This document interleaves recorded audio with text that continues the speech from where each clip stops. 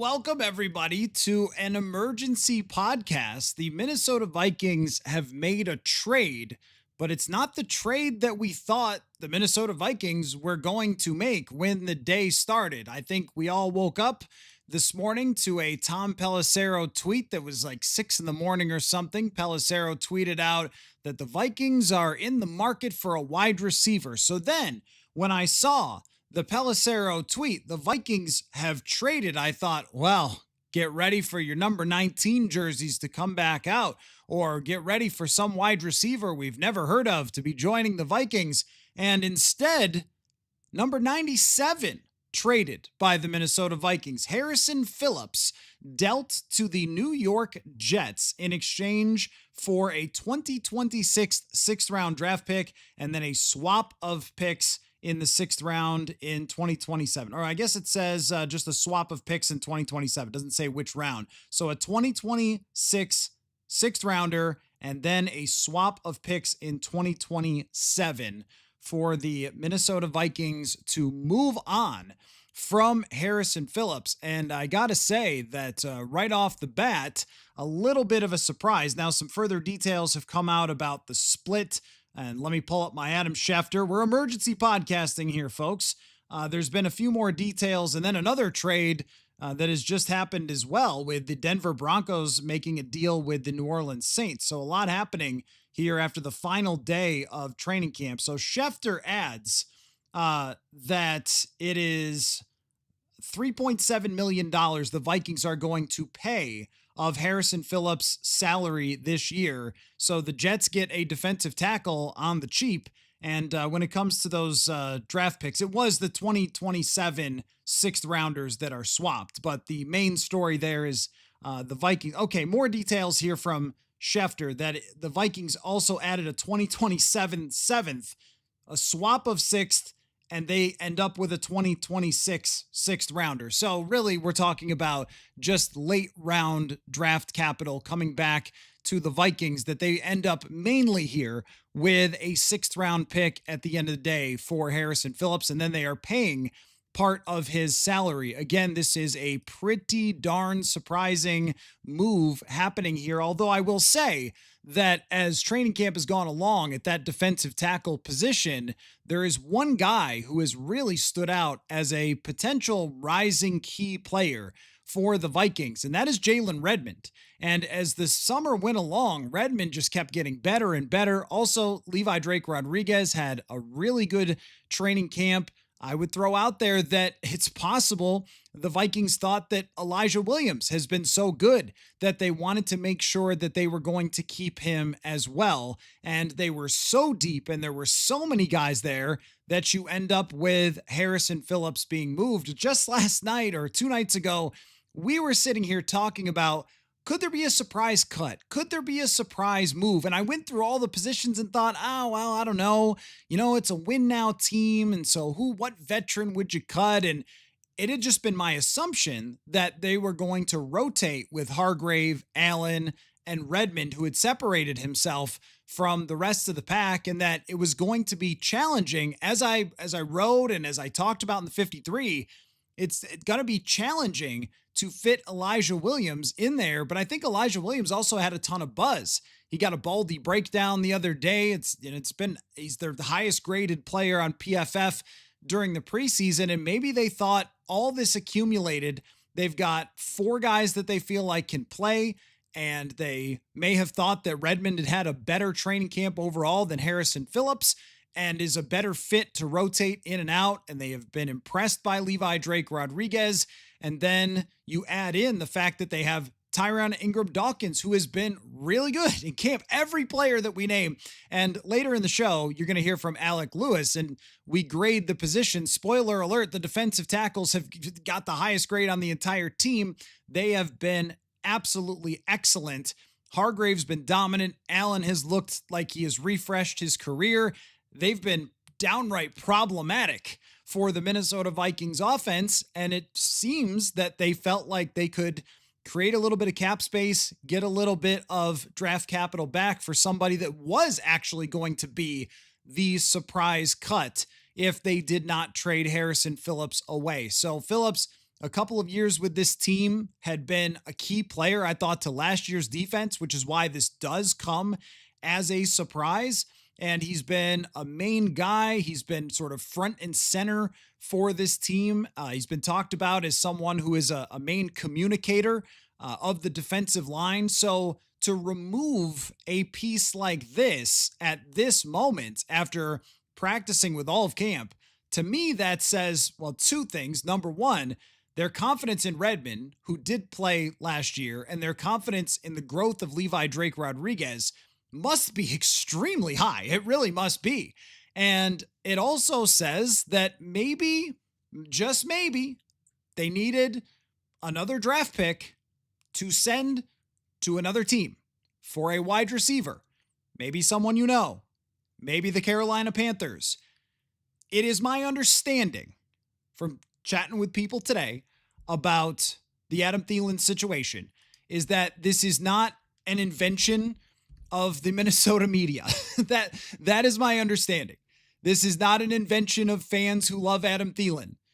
This is something that is very possible to happen, that the Vikings could look into and potentially go acquire Adam Thielen.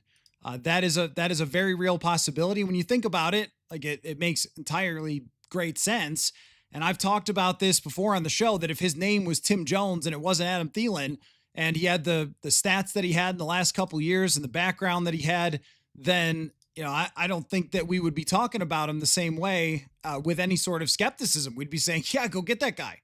And it's just my understanding that that option is part of the consideration for the Vikings when it comes to this receiver situation. And I know that, Pelissero putting it out this morning made it pretty darn clear who it was talking about. Wink, wink, nod, nod.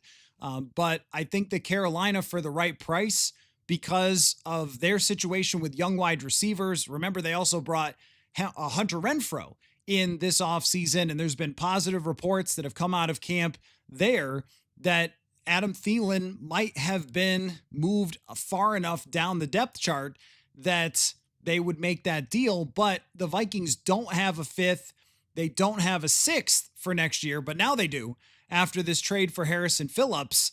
And if they were going to Carolina and saying, hey, we're not going to give up a fourth. Remember, we talked about this the other night. A fourth seems a little on the high side for Adam Thielen. Now, the only other thing I could think of, this might make sense, would be if the Vikings took their third, because they are getting some comp picks from the Daniel Jones thing and from Sam Darnold. Maybe if they took their third and swapped it with Carolina's fourth for next year, did something like that they could acquire Adam Thielen. But this certainly has red lights all over it. We needed one more draft pick, and also we're probably going to move on from him. But it is a pretty big surprise. I did not have this really on my radar. I had it on the radar that Redmond had been good, and that Levi Drake Rodriguez had been good, and that Elijah Williams had been good, and Tyron Ingram Dawkins had been intriguing, but I didn't think they would actually make that move. So it feels like they would rather have the guy who's been on the rise. And we've also talked about this through the years, that they like players who can emulate what someone else does. So if they want to have their guys playing more of a 4-3 type of look, that could be with Allen and Hargrave as 2-3 technique type guys. And that's where Redmond plays, and that's where Levi Drake plays. And then they want to continue to develop Elijah Williams, don't want to lose him. But wow, it does feel like on the risky side to move on from someone like Harrison Phillips when you are talking about a guy who has been very solid for this team over the last couple of years. I think that his run stuffing ability, his movement ability at his size, his strength have played a pretty important role in the success against the run over the last few years. Jonathan Bullard was in that mix as well, and Jerry Tillery last year. This now is a totally different thing. And I guess it shouldn't surprise us that Brian Flores would have something up his sleeve here to revamp this defensive line in the way that he did. But this is a surprise, because I wouldn't have thought that with the injury histories of Hargrave and Allen, that they would want to remove anything that would help with the depth. I guess it just shows the humongous confidence that they have in the depth of this defensive line. And maybe they thought that it was, and I did point out the other day, and I guess what the way I processed it was, oh, they're trying different stuff, was that they moved Phillips down to the second team during the joint practices and they played Allen and Hargrave. I guess what that tells us is that Allen and Hargrave as a combo, that was trying it out to see what it looked like against the Patriots and moving Phillips to the second team. And I suppose if he got outperformed by Jalen Redmond in those practices, they may have just thought, well, we've got so many dudes. Why don't we just get some draft capital back, some cap space back? It sounds like, what did Schefter say? $3.7 million. And then there's a few pick swaps in there. But the main story is the Vikings come away with a sixth that it appears they could attempt to trade for a wide receiver. Now, there's still other options on the table. If Carolina's price is too high and they don't want to do it for Thielen, I also believe that there will be multiple offers for Adam Thielen if he is out there. Still a very good wide receiver. And some of you have asked if Thielen would come back. At least my understanding is that that wouldn't be a problem. It is Adam Thielen's favorite state in the entire nation, my friends, and I don't think he would mind finishing up his career as a Minnesota Viking. So I think that could be coming. I mean, what after all this stuff in camp, what a explosion here on the last day of training camp. I was just sitting there minding my own business, having already, no surprise here, having already recorded a podcast today with Alec Lewis, which I will still bring you and is still perfectly relevant after this trade.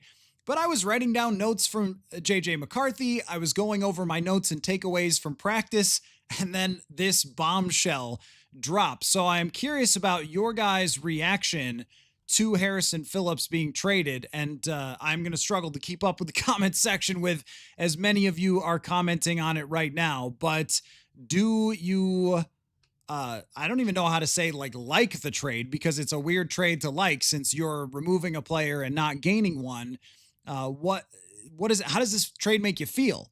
The Vikings moving on from Harrison Phillips, because the way I look at it is it probably means that the younger players that this team has been developing over the last year, and we talk about the drafts all the time. Well, this guy was an undrafted free agent, so he doesn't count for the draft class. Well, maybe if Levi Drake is a seventh rounder who becomes a significant player for this team, then that helps the draft record, which is what really matters, not the strength of the team to some folks. But, I think it shows you that what they got in Jalen Redmond from last year carried over. And just the other day, I was talking to Jonathan Grenard about Jalen Redmond, and he said that last year there was a feeling that there was something there, that he thought that he was a dog, and then it's just grown and developed through this year. And Redmond has now put himself in position to be a big time player for this team. But there is one area that I think is reasonable to bring up as a concern with this trade. And again, if it plays into it that getting the cap space and getting the sixth rounder leads you to a wide receiver, then I understand it a little bit more. Where can you take from to add to a really big position of need? Well, I would have said defensive line is the place that you could most take from, because there was incredible depth at that position. But if there's one area where I would have a fairly serious concern about moving on from Harrison Phillips, that is in run defense. Now, I know, you can look up his PFF grades, and I don't think that they're mind-blowing over the last couple of years. And I've always thought that that was just because they were leaning on him way too much. And some of that is because Flores' defense is just a little different. So you have guys moving gaps and what he called, in explaining it to me, jumping gaps. So maybe you're starting out on one side and then you're going not straight up the field. You're going left and right to try to move a lineman to create a gap for a linebacker and all that sort of stuff. But that is his strength, is he is more of a run stuffing defensive tackle. And to take that away for two guys who are on the older side, Allen and Hargrave, to have to handle a lot when it comes to that run defense, and then two other players who are less experienced in Jalen Redmond and Levi Drake Rodriguez, and asking those guys to stuff gaps and asking those guys to shoot into the backfield and hold very strong NFL offensive linemen in place for linebackers to shoot gaps, it might be a big ask. And this has been already a question of mine of whether by going after the pass rushers that they have sacrificed something in terms of the run defense, which look who they're playing throughout this season. You know, you start off week 2 is Bijan Robinson, and then you get into the Philadelphia Eagles. You know that the Chargers are going to run, you know, the Lamar Jackson. There's a lot of different teams that are very good in terms of running the football. Does this sacrifice hurt their ability to stop the run? That's something that is definitely on my mind right now. But when it comes to the Thielen part of this, because if that is part of the trade, there's going to be a lot of arguing and a lot of debating over it. But here's the way that I would put it when it comes to that. The way I would put it when it comes to Adam Thielen is that if there was another receiver who had his recent resume, but you didn't know him as well, I think there'd be a lot of celebrating getting someone that good. If that happens, and if this trade is related to that, it possibly could be. My understanding is that's realistic. That's the way I would put it to you, is that the Adam Thielen back to Minnesota thing is possible and it's realistic. And it's something that I think that they're very seriously looking into and considering. That's just my understanding of where that situation is. I also don't think the Vikings are going to trade something like a 4th rounder or a 3rd rounder for Adam Thielen. I think that they're much more willing to swap a 3rd and a 4th, or much more willing to say, here is a couple of 6th round draft picks and, you know, sort of take it or leave it, because, you know, it is Adam Thielen. It's somebody that is on the older side and it looks like is going to lose out to a couple younger receivers. And what else are they going to do with him? They could keep him. The Carolina Panthers could, but then eventually they'll probably look to trade him down the road anyway at some point in the season. If he's not getting a lot of targets, you might as well, if you're Carolina, do it now if you feel better about your younger wide receivers. And I'm sure there's going to be a lot of, well, Thielen's cooked. Look, Thielen has caught more than 75% of his passes that have been thrown his way over the last 2 years. He has 151 catches. Last year, he graded in the 30s by PFF among all wide receivers. He's been I have to look at my phone every time it flashes now, by the way. He's been solid as a possession wide receiver. And right now, where the Vikings stand at their wide receiver spot is there's nobody remotely close to even holding down that type of role where you could trust the guy and you could know that he was going to catch the football. I mean, when you compare it, you're talking about Lucky Jackson and Thayer Thomas. That was on the first team today for the Vikings as they did their scrimmage. It's Thayer Thomas. I mean, geez, it's like this is somebody who I've liked in training camp, but not anyone who has ever played in the NFL before. And the same goes for Lucky Jackson. And if you're talking about giving up a couple of 6th round draft picks to get a player like that, or a swap of a 3rd and a 4th to get someone who's been around for this long with that kind of experience, hands. And you know what? If he averages 9 yards a catch and he's there for JJ McCarthy, well, that's great in my mind. But maybe I'll save that for the emergency podcast if and when that move comes along. But in terms of Harrison Phillips, I think there's a lot of shock of what is going on right now with this trade that I don't think a lot of us had that in any of our notebooks. Like, hey, they could get rid of Harrison Phillips. He had taken all of the first team reps really until the joint practices. And I noticed that he wasn't out there today, but I just thought, well, Veteran Day, because Andrew Van Ginkel also wasn't practicing. He's been out for a bit. Blake Cashman wasn't practicing. Harrison Smith is still dealing with something. So I just didn't think a whole lot of it. This is a team that takes a lot of those types of days for their veteran players. And then all of a sudden, here he is as a New York Jet. So in my mind, the way I want to whittle this all the way down is that let's just sort of try to make it into like key reaction points, because in an emergency podcast, one of the great parts of it is that I just yell everything I think right away. So let's like slow it down, slow down the offense, huddle up here, and key points. Number one is that if they moved on from Harrison Phillips, they must feel very strongly about the development that they have been able to have in this camp for the backup players, including Elijah Williams, who has suddenly just become a dude for this team, who has really thrived in training camp and especially in the preseason. But I think it applies more to Jalen Redmond and Levi Drake Rodriguez. These are both guys who are underdog type of players, but have strength. I think of Levi as being a guy who can hold gaps much better, who can overpower offensive linemen, whereas Redmond is quick. He's always in the backfield. He's been causing the offensive line a ton of problems during this training camp. So if you feel great about players who are going to be here and are more spry and don't have as much mileage on their body as rotational guys, if you feel better about them than Harrison Phillips and where he's at with his career, well, then it makes a lot of sense.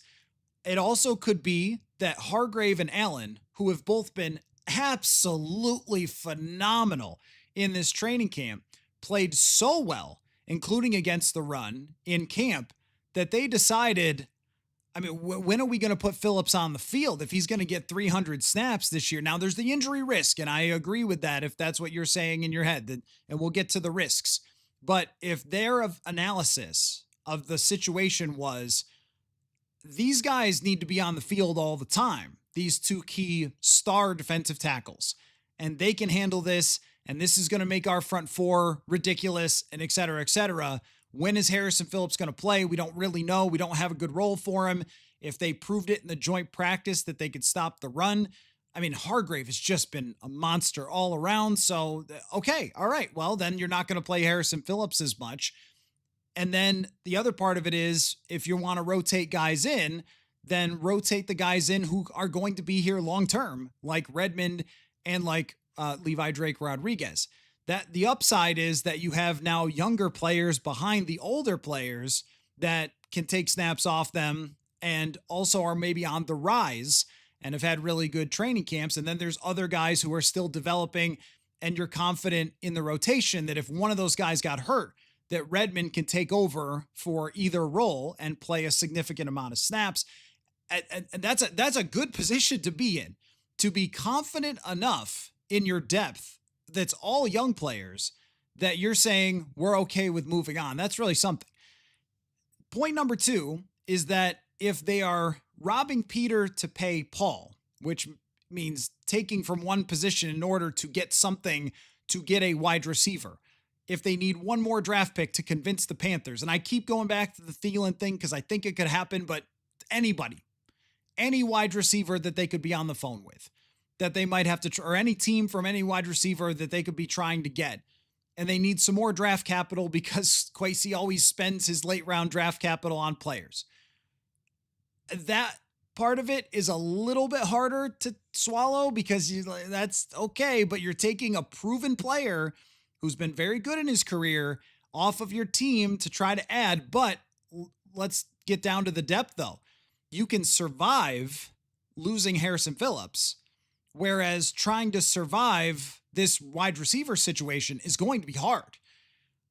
And this might also say, now, if I tell you Jalen Naylor is going to be a serious injury and he's going to be out for a while, then it might change your viewpoint on that, which I think those two things may be connected. I don't want to get too into the medical situations, but if Jalen Naylor is hurt for some sort of amount of time, then you need a wide receiver. You can't just want a wide receiver, because then you're talking about asking somebody like Lucky Jackson to be wide receiver 2, and that's just too much. Wide receiver 3, you can rotate in and out. You can use Josh Oliver, get CJ Ham out there or something. Okay.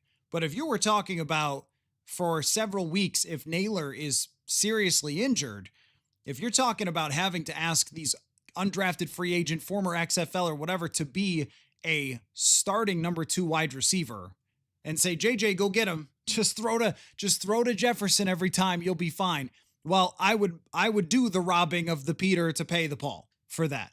I would do the uh, taking away from a very very deep defensive tackle room to add to a really really important wide receiver room, really important to the success of your young quarterback. So that's kind of point number 2.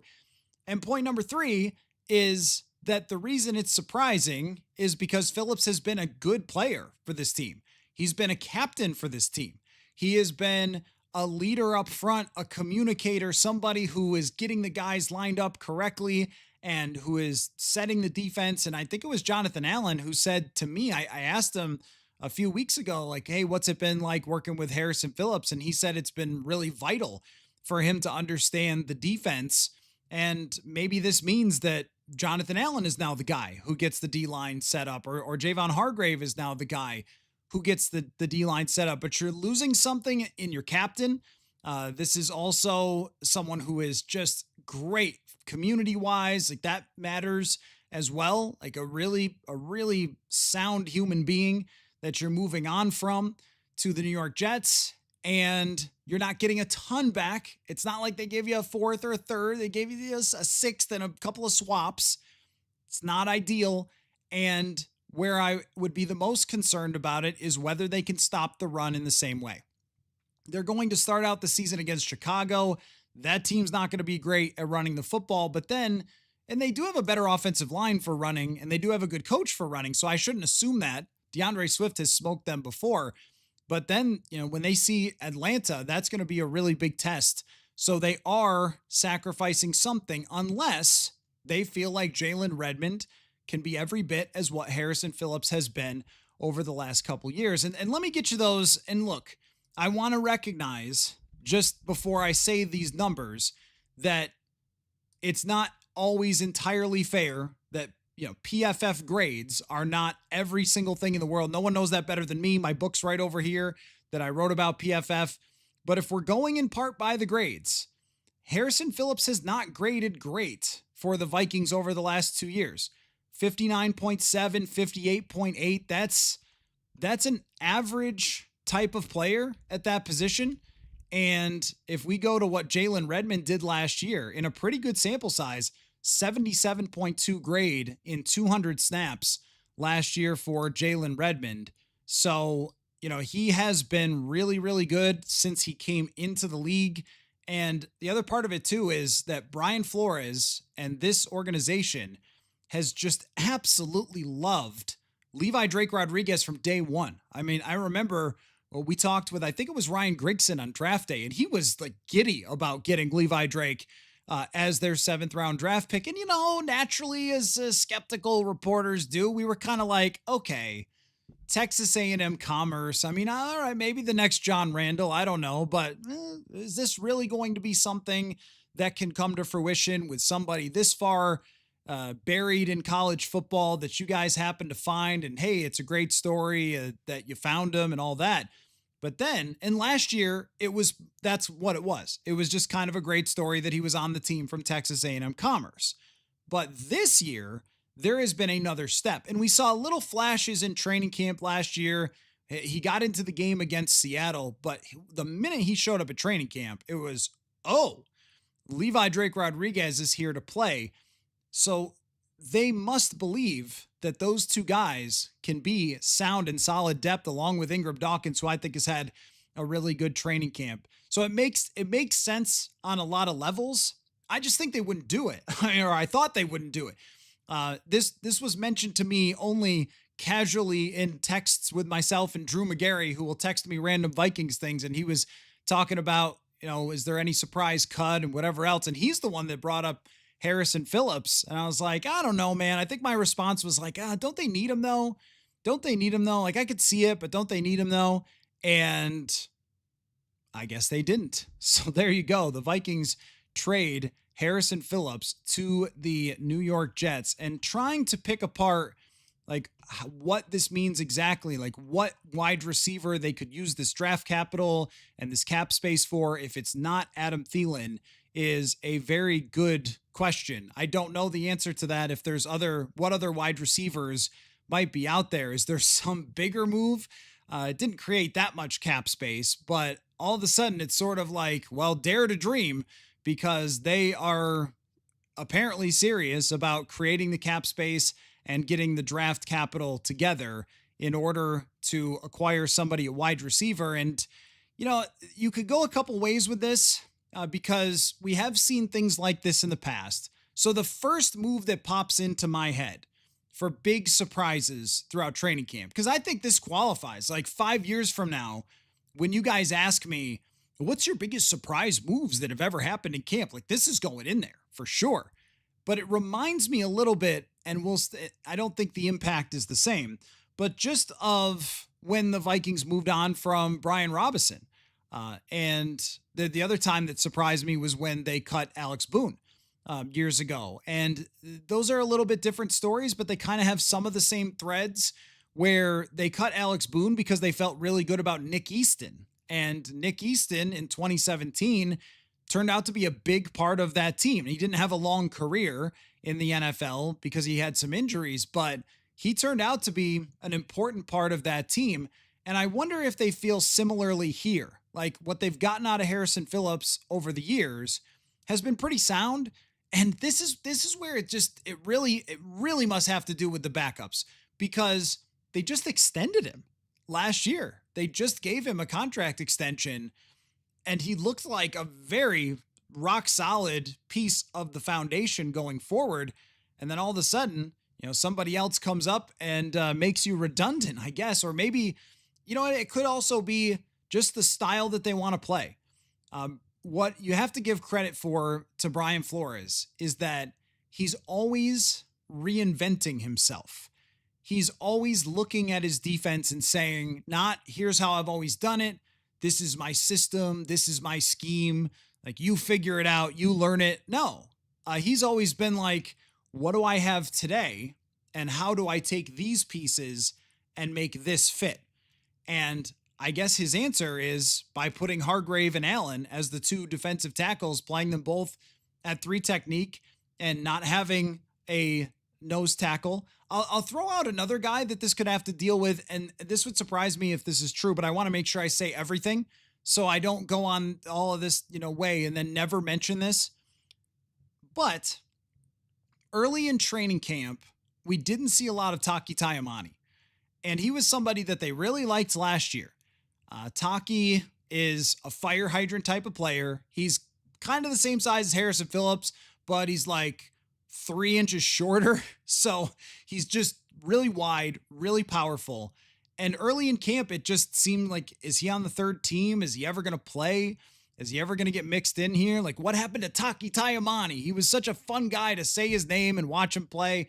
And then just recently, so the last preseason game, Taki was really good and he made some plays and he stuffed some dudes and he looked like a legit nose tackle and he was rotating in a little bit today. So I've made a lot of this about Jalen Redmond, but it could also be that Taki Taimani has forced their hand or has proven to them that he can also be another run stuffer. And I have noticed at times that when they do the drills down in the red zone, that he is down there with the first team sometimes as part of the bigger package. So they might just feel like we've got a little bit of everything for everything. I mentioned Elijah Williams. They could still cut him and get him to the practice squad and have Taki end up being this nose tackle type player. He's really the only guy that fits that true nose tackle mold. But if they looked at, so I just wanted to make sure I got that out there. Like, hey, I don't want to forget Taki because he's had a late camp surge.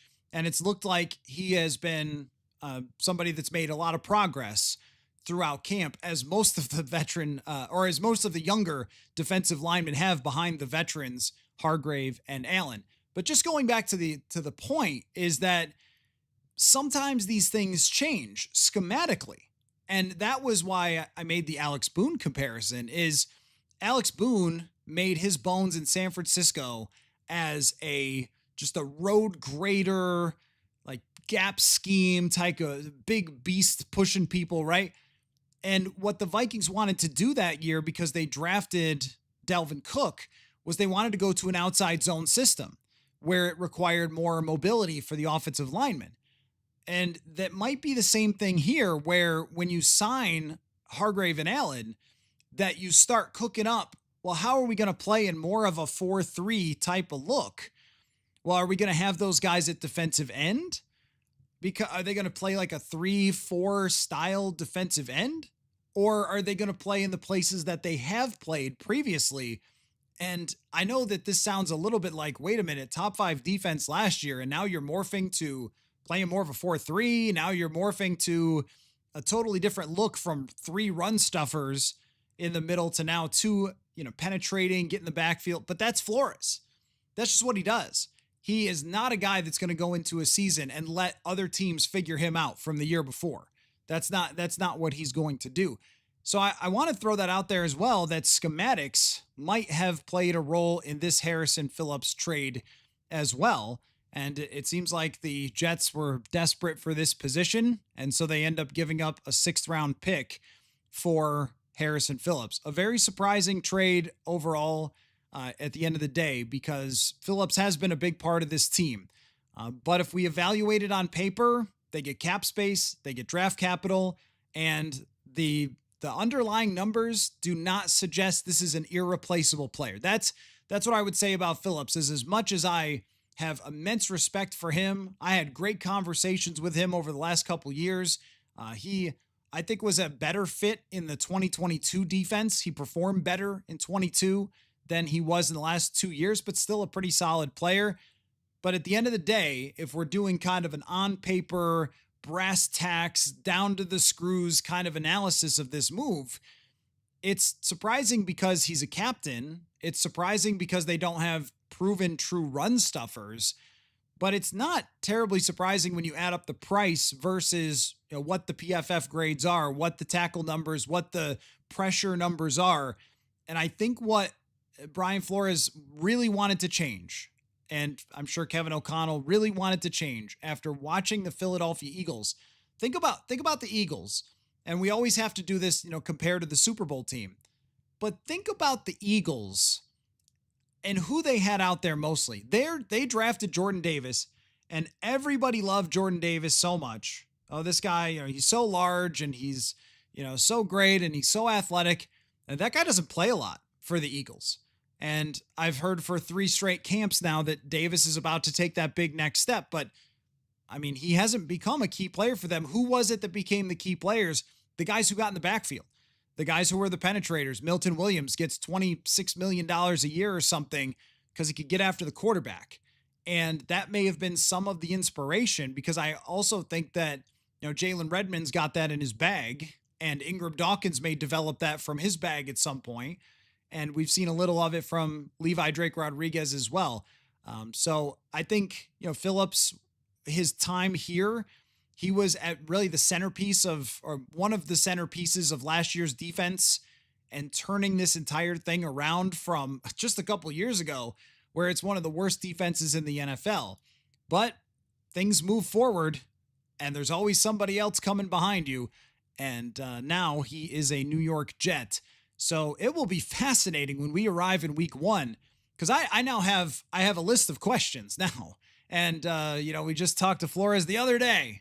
Darn. So now they're going to, we'll hear from next week. We will hear from Kwesi Adofo-Mensah, Kevin O'Connell about this trade and everything else with the roster. But one of the biggest questions I have now is, how many snaps do you want from Javon Hargrave and Jonathan Allen? That's my question. How many snaps do you want from Jonathan Allen and Javon Hargrave? I mean, is it 750? Because I had it around 600, but now the other question then is, well, how many snaps do you want from Jalen Redmond? He had 200 last year as a rotational player, part-time in the middle of the season, kind of emerged. Let me look at I'm curious, actually, what Redmond was doing last year for snap counts.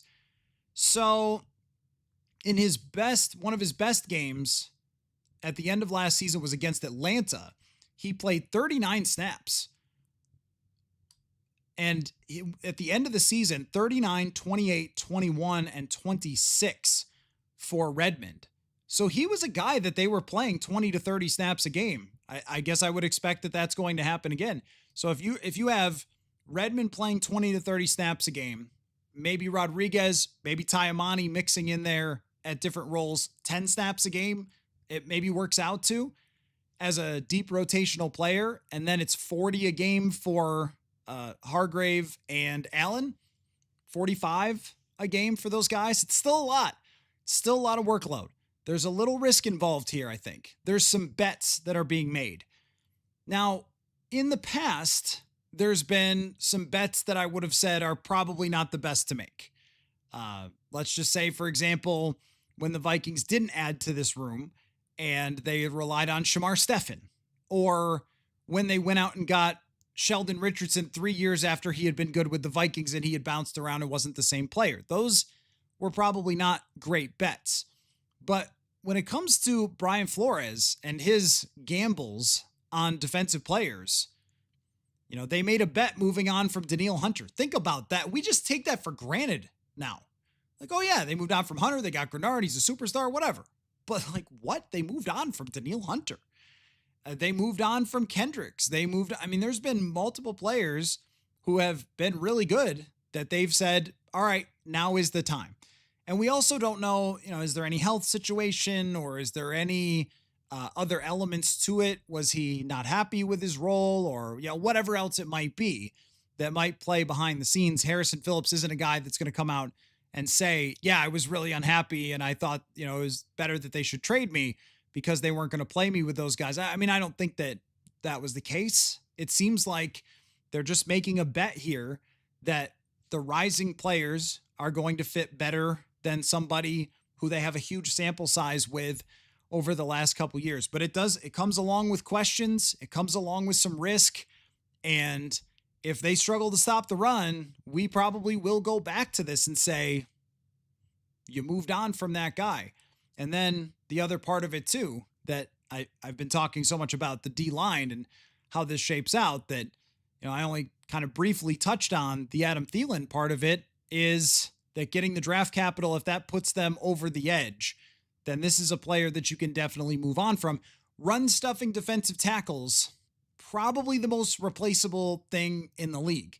I'm not saying Harrison Phillips was, because he was exceptional and intelligent and all those things, a captain, all that stuff. That's all very meaningful. But last year they got a lot out of Jonathan Bullard, who was a $2 million player. So it's not crazy to think that they believe they can cobble together this role with a couple other guys if another draft pick gets them over the finish line for a wide receiver, because it's very hard to cobble together a wide receiver room. That's not something that you can just do. And we're seeing that now. We're seeing, you know, Rondale Moore going down. So then there's your proven wide receiver who is your veteran. And even today, Jordan Addison at the end of practice got a little banged up. I gotta take a deep breath and tell you about practice today at some point.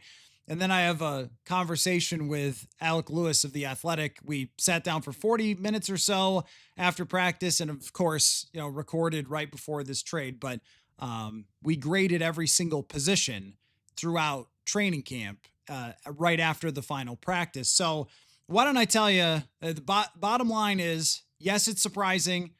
I get it. And what's next might determine how we feel about it, and how they stop the run will definitely determine how we feel about it. That's sort of bottom line. But if they're going after Thielen, like I think that they're at least thinking about and making phone calls on, I'm for it. I've said that before. I'll say it again. It's hard to find at this time of year. Think about the receivers the Vikings have gotten at this time of year. If you're the person who's like, Thielen's cooked, like, okay, all right. Well, first of all, I guess you haven't looked at his production for the last 2 years. But second of all, think about those receivers. Put them in your brain. Spin them around a little bit. Josh Doxson. Aldrick Robinson is the best version of this. I mean, even when they brought Michael Floyd in and he came back kind of in the middle of the season, that wasn't an impact type of player. It's really difficult to find somebody who's going to impact your team positively at this point. And this just so happens to be a unique situation with Thielen and a young team in Carolina that has 3 young wide receivers that they want to get the ball to, they want to evaluate, they want to figure out what they have in the future. Adam Thielen's not a part of their future. He's in the last year of his contract. And maybe this also helps them with about $4 million of cap space, something like that, to just mitigate some of that effect. And I've seen different numbers, people thrown out between 5 and 7 million that the Vikings would have to take on. It's not a lot. For a wide receiver who would have to play a significant role, it's not a lot. So I would, at very least, I wouldn't say get out your Thielen jersey and put it on. What I would say is know where it is, because you might need it. We'll see about Adam Thielen. So, I didn't, oh, look at this. Look at this. This actually might, look at this, increase the chances that Adam Thielen becomes a Minnesota Viking, because the Chiefs just traded Sky Moore to San Francisco. San Francisco is one of the teams that I believe to be interested in Adam Thielen. And look, I didn't even bring Diet Dr. Pepper today. Diet Coke was on sale. And until Diet Dr. Pepper sponsors the show, it's whatever's on sale. Let me get into practice. It was a very eventful practice. I was excited, man. I was up there. I was like cutting up sound from JJ McCarthy. I was writing all my little notes down from practice. And then I'm like, okay, well, that just blew up. So it's been fun to talk about. I like trades. Today at practice, they had a scrimmage. And JJ McCarthy threw, from what I counted, 33 passes. Maybe Judd counted 34. I don't know. I was trying to do my Judd impression today. And I came up with 26 completions for JJ McCarthy. He got a ton of work. He has simulated real work a lot over the last 2 weeks here, having done it against the Patriots and then today with a very intense day for McCarthy. My biggest takeaway was, once again, he was under a lot of pressure, and I thought he dealt with it well. But what we're talking about with a JJ McCarthy practice is just so different than somebody like Sam Darnold. It reminded me a lot more of a Kirk type of practice, where he wasn't ripping bombs 50 yards down the field. He didn't have time in the pocket to do that. Maybe if there's one worry about this D-line being so good, it's that JJ McCarthy just didn't throw a lot of deep passes during training camp, that he has not had a lot of practice at throwing actual bombs 40, 50 yards down the field, but had a number of intermediate completions. His connection with Jordan Addison has been fantastic. A couple of the highlight plays from today, he had a good red zone period, which he sort of shook off the early red zone issues, and he hit Addison in the back of the end zone in kind of a mossing situation.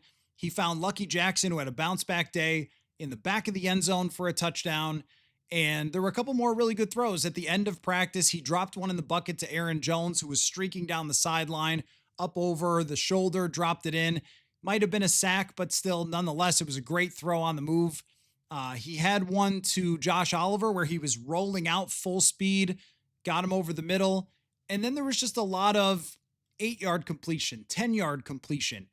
This may be a different identity for the Vikings. After today, I did think it's probably a different identity. It probably is going to look more like San Francisco with Brock Purdy, where you are never saying, whoa, Brock Purdy let a bomb go 57 yards downfield, but you're saying completion, handoff, tight end, and then here's your 125-yard chunk play.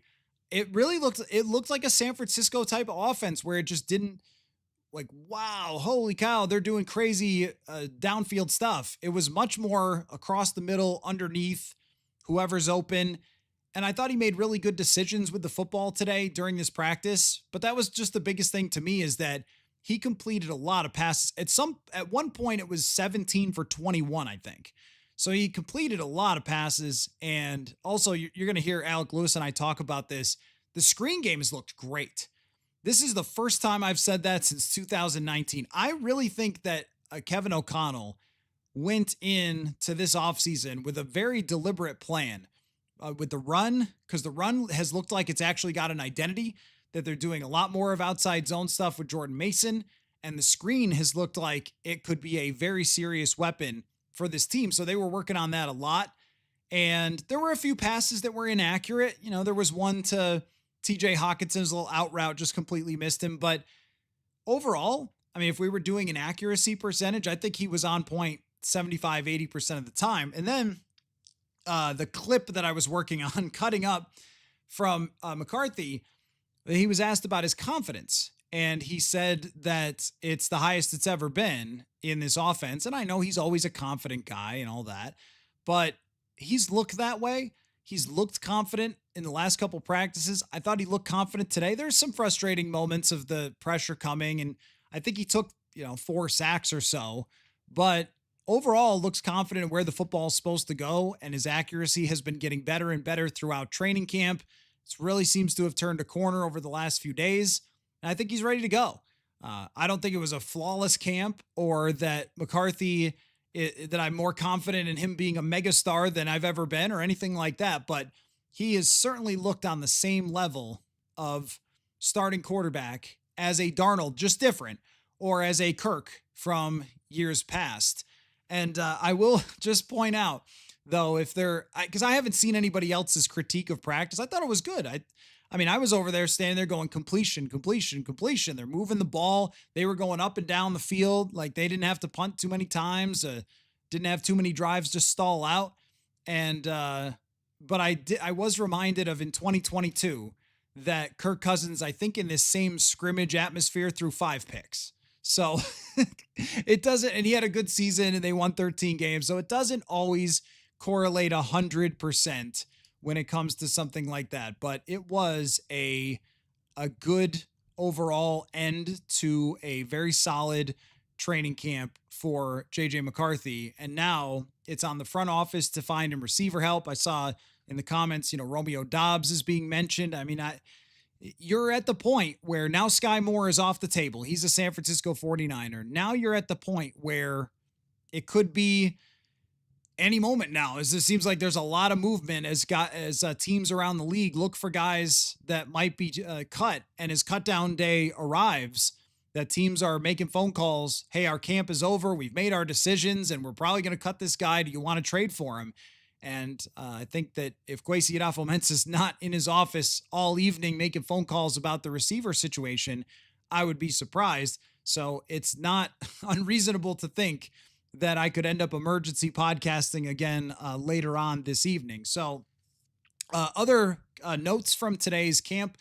So this is, I almost feel like the sample sizes on the punt return and kick return situation are so small that it almost feels silly to mention, but I have to because it was brought up by Matt Daniels that Miles Price dropped one in practice today, that there was a punt kind of out of the back of the end zone and he went up to get it and it ends up hitting the ground. That I think is what is going to prevent Miles Price from being the punt returner, because I was watching Miles Bolden and he was catching everything very smoothly. I'm sorry, Silas Bolden. Miles Price, Silas Bolden.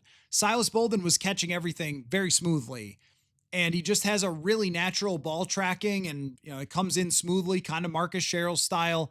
So that might play into it because they've been concerned and mentioned a couple times about the catching of the punt. That could be another position where they look for somebody else on cut down day or in a trade, is somebody that can also reel in a punt. I also think that I wouldn't count out if they can't get a deal done with Carolina. But now that San Francisco's off the table, Carolina might be in a position where they're like, well, if we're going to move Thielen, we better do it now rather than at the trade deadline. And if San Francisco's not doing that deal, it also might tell you that San Francisco was not willing to pay the price for Carolina. Carolina might be sitting there trying to get, whatever. That last year who did they got? Jonathan Mingle for a 4th.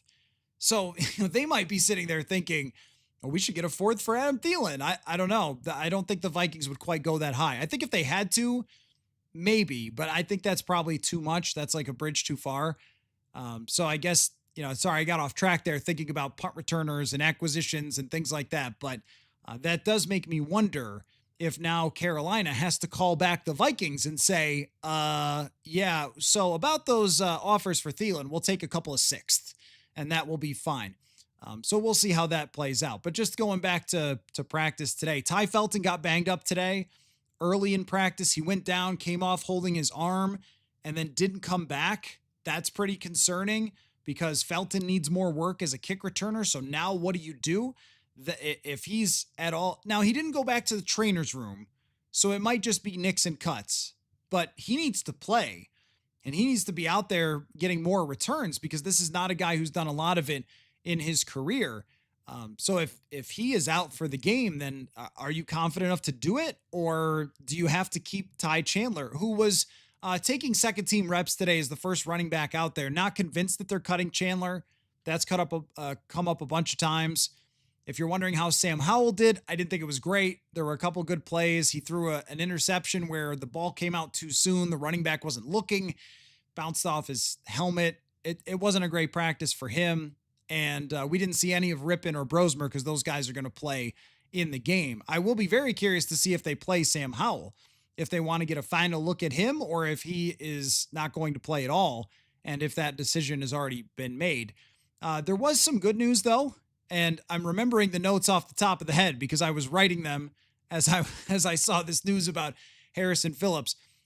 Christian Darrisaw was out there a ton today in this scrimmage environment. And I don't know if that's a lock that he's going to be there for week 1 because of this, but him getting into the joint practices, him playing today a lot. He didn't do every single rep, but it was a lot of the reps and then a little bit of Justin School.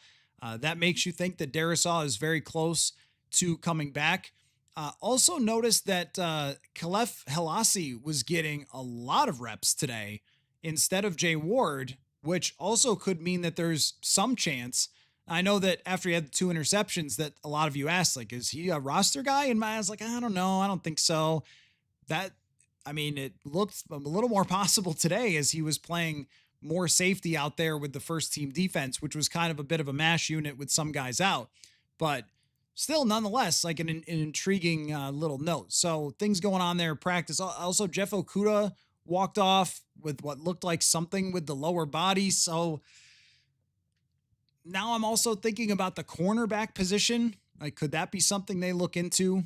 Oh, and just circling back to the punt returner situation, as I just sort of whip notes at you. I still think that Brandon Powell, if they traded for Thielen and signed Brandon Powell, that's probably enough for me.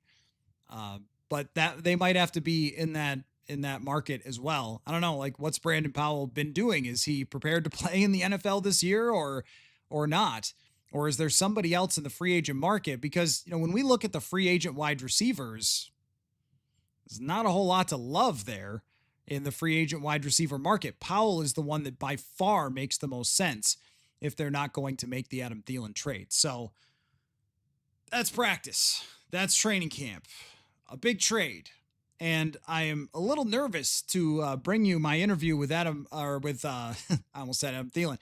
He's been on the show before, Alec Lewis. I'm a little nervous to bring you the Alec Lewis conversation because it's just, it could get breaking news at any time, but I'm going to take a shot at that. And if there is breaking news, I'll break in to the discussion with Alec Lewis. So after practice today, Alec and I got together inside TCO Performance Center, had a really good discussion where I graded every position group, and nothing changes with the way we talked about it with the Harrison Phillips trade. So it's all still relevant.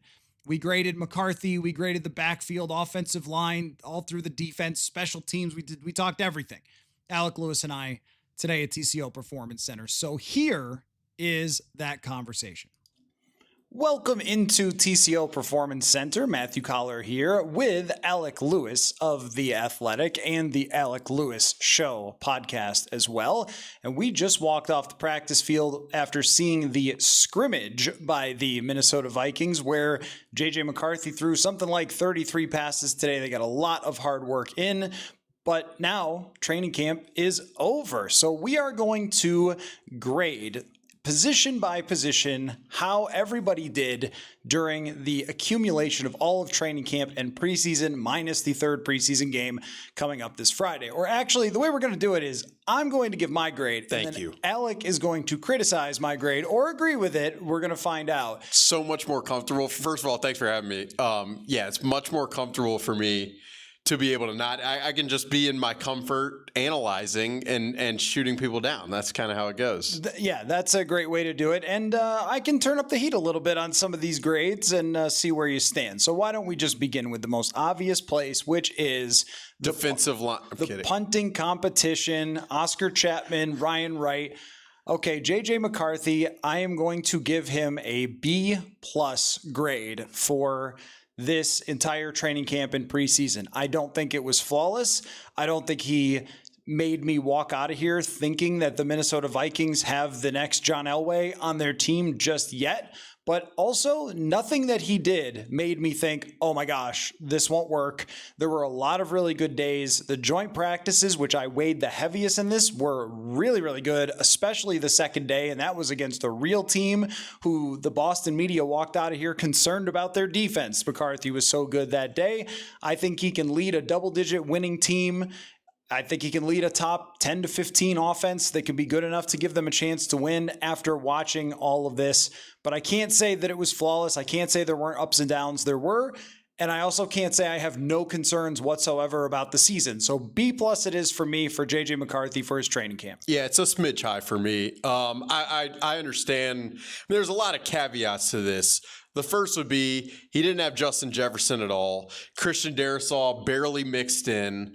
The defense and Brian Flores and defensive staff and the play, I mean, it was just relentless pressure at all times. Jonathan Grenard had 79,000 sacks throughout the course of this training camp, so it's tough to evaluate from that standpoint.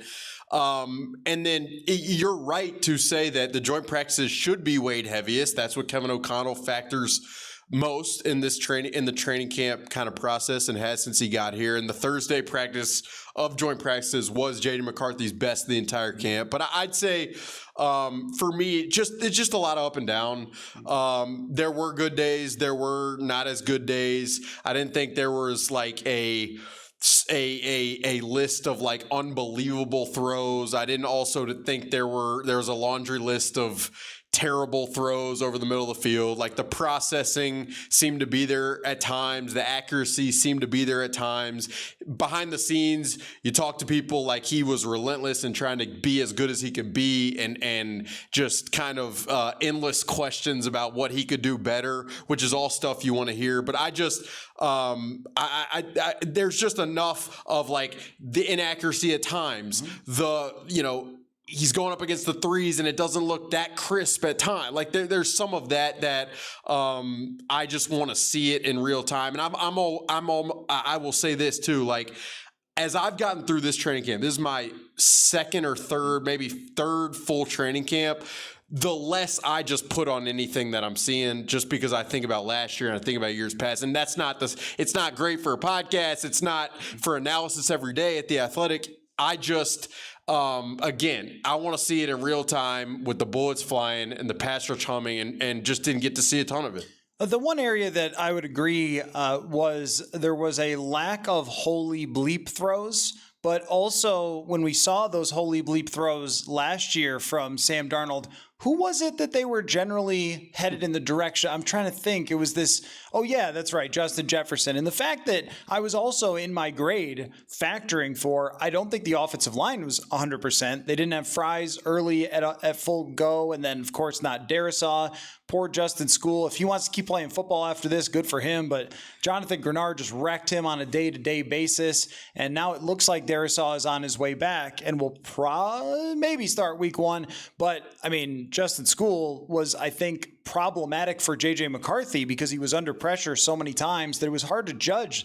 Like, could he have gone deep on that ball if he had more time to throw? Right. And when he did have more time to throw, because the offensive line had a great second day of joint practice, that's where the intermediate stuff came alive. we haven't really seen a lot of shots, a lot of, hey, pushing it down the field 40, 50, 60 yards like we did with Sam Darnold. But also I think J.J. McCarthy's going to play a different brand of football. That's exactly right. We just watched this scrimmage where he completed a ton of passes that were 10 to 15 yards and moved the sticks, but it wasn't a lot of drop back, let it loose, rip it 100 yards down the field. And I don't know what I'm supposed to think of that because those throws usually go to Justin Jefferson. Yeah, no. And I mean, you said the thing that I think strongly about is I just think it's a different style. It's Kevin O'Connell and this offensive staff adapting to the strengths of the guy throwing the football. Like Sam Darnold, I mean, the arm is ridiculous. I mean, there's no question about it. He proved that time and time again. But from a processing ability, thrown over to the middle of the field, how comfortable really are you? Whereas with J.J. McCarthy, I do think there's a level of processing there, plus just the flamethrower ability over the middle that he proves time and time again. And I'll say this, like, your grade and what, like I had this conversation with Robert Mays in this very room the other day. He asked me, so is the quarterback going to be good? And my response was, how good does the quarterback actually have to be with everything around him? And we'll get into receiver depth and all this stuff. But I think to come out of this feeling if it's a smidge lower than a B plus, totally fine with the way they constructed this roster. Okay, so I think that you would agree, though, that they come out of this feeling like they can win games with J.J. McCarthy. He can manage the pocket. He can get the ball to Hawkinson. And then we're just going to have to find out what happens with Justin Jefferson. And to me, as long as they came out feeling that way and not feeling a sense of dread or terror, it was always going to be a fairly high grade because everything else is going to have to happen when the actual game plans are in. And by the way, also factoring, it's a great defense. And we'll get to those grades momentarily. The backfield for me, I thought specifically Jordan Mason made a really strong impression on me throughout this training camp. I didn't know a lot about him other than he left some dents in the Vikings last year when he played against them with San Francisco. But holy cow, was I impressed by him. And Xavier Scott emerged. And I don't think it was a bad camp for Ty Chandler. We've all kind of pointed out the Ty Chandler thing, but I want to give the backfield as a whole, Aaron Jones, healthy, and has caught some really nice passes. I'm glad you said it. I mean, I think it's been an A for the backfield. Yeah, I've got a fantasy draft tonight, and this group of players is in my crosshairs, is what I would say. I'm with you with Jordan Mason, absolutely. And I mean, I'll never forget, we're sitting up there in the press box at US Bank Stadium last year. They're like, Christian McCaffrey's not going to play. Jordan Mason is thrust in. And the way he would find holes in terms of cutbacks, like he is this big body, no doubt, but his ability to just see it and make decisions behind the line of scrimmage just blows me away. And so that's where, even in short yardage, that's critical because the space shrinks and your decision making is even more important. And then Aaron Jones, why I was glad you mentioned that is because I felt like the screen game has looked great throughout this entire training camp, which is great to see because you and I both know opposing defenses are going to try to heat up J.J. McCarthy. And what's one way to counteract that? The extension of the run game, screen game. And Aaron Jones, like, I think there's and maybe it's like a minority that I see on social media. Like, I think there's fan base that wants to talk I think there's people who want to talk so much about Jordan Mason that Aaron Jones and his still like explosiveness gets overshadowed a little bit. And so I'm glad you brought that up, but I'd have no problem with that grade. Ty Chandler, running the ball has looked aggressive and it's looked dynamic. And then Xavier Scott has come out of nowhere. And as a pass catcher has been impressive. So I'm glad like you're as high on this group as I feel like I am as well. Well, I mean, I think that Aaron Jones overall had a very good season last year, but think about having to, run in Cam Akers at the last minute, having Ty Chandler struggle in that RB2 role and putting so much on him. We can forget that when he was in a and B role in Green Bay, I mean, he was a superstar in that role. And where I really see it being valuable is we've seen a couple times these wheel routes or rail routes down the field. He caught a ball today that looks like a wide receiver. I'm not making this up. He's probably the third best receiver on this football team as we speak right now. His hands are so good. He can go down the field. And I thought Mason did a good job on the short stuff. He did. But Jones is abnormal, and when you have a young and inexperienced quarterback, I don't think there's anything better than having an Aaron Jones to be able to check down to or even swing it a little bit farther out. Yeah, I mean, you'll remember last year in Green Bay, they tried to hit Aaron Jones in the red zone on like a corner route, which running backs don't run. Xavier McKinney picked it off. But like the confidence of the staff to be willing to put Aaron Jones in a position to run that route in that moment tells you everything you need to know about what they feel about him. And then, I mean, as you say it, I was just thinking, like, Aaron Jones, has he dropped a pass all camp? I actually am not sure there's been one drop all camp. So I'm not going to make him out to be Christian McCaffrey or whatever, but I just, the ability also to manage the workload of both these guys is just, it's such a plus. And I have said this many times, but for this team, in my opinion, to get off to the start that they're going to need to get off to, the run game and the defensive line / front seven, like those have to be the scaffolding of this team early on. That's just how I feel about it. We'll see if they can back it up when the games start. Yeah, I think also finally being serious about the backfield and getting Jordan Mason and also stacking up, because we'll talk about the offensive line, but the run blocking I think has been very good in this camp. And knowing that you're not going to win with J.J. McCarthy if you don't have that element. And I'm sure KOC has gotten tired of us pointing out you're the worst in the EPA, you're the worst in the goal line, you're the worst in all those things. And I think they did a lot this offseason to improve that. Let's talk about wide receivers. And as we record this, we don't know which other wide receivers coming to Minnesota. Yeah, I'm going to flip my phone over. It's going to be somebody probably. I got the alerts on here, the Adam Schefter, all that sort of thing. So we'll see if we get an alert mid-podcast. That's happened before. But as far as grading the wide receivers, that part doesn't matter. It's what we've seen in front of us. And I want to go with a C grade for the wide receivers, but it comes with a caveat to it. And I'll throw tight ends in there as well. TJ Hawkinson and Jordan Addison, the guys who matter, have been absolutely terrific. The connection with them has been terrific. We just watched this scrimmage thing where Addison had like 11 catches. And how about the end zone just like rips it from Isaiah Rodgers? Celebrate. That was ridiculous. I mean, he has been making Moss catches. He has been running routes. I think his work with Justin Jefferson has paid off this year. It's unfortunate for him and of his own doing that he's going to be out the first 3 games, because I've watched him thinking that step we talked about him taking last year, he didn't, but this year I have felt like he did. That matters more than anything else. But the fact of the matter is, it's been a mash unit for the wide receivers. They lose Rondale Moore. Ty Felton has not shown that he's ready to go. That's your draft pick. I think eventually he'll be a player, but not ready to go right now. And they didn't do more in free agency yet as we speak, but during this training camp. So you're left with, well, Thayer Thomas catches underneath stuff. Lucky Jackson has been up and down. I thought he had a good day today, kind of bouncing back from a rough preseason game. But it's left, without having Jefferson, it's left J.J. McCarthy to work with a far inferior group to what he's used to having. Yeah, they ended practice today. Ty Felton looked like he banged something with his arm, and he was sidelined for most of the practice. And Jordan Addison at the end had like a little, it looked like his left arm or wrist or hand or something. So they ended practice with the ones on offense, and the 3 receivers were Jayshon Jones, Thayer Thomas, and Lucky Jackson. And now, I mean, the hope is obviously that Justin Jefferson's working his way back and he'll be ready to go in Chicago. But I mean, the depth of this group is a major question. And it was a question for me even before Rondale Moore had the knee injury. That was brutal. It was terrible to see for that guy, knowing what he's come back from. But he wasn't with the ones. No. And so I even at that time, again, and the way I looked at this roster is similar to you probably, where it's such a talented group.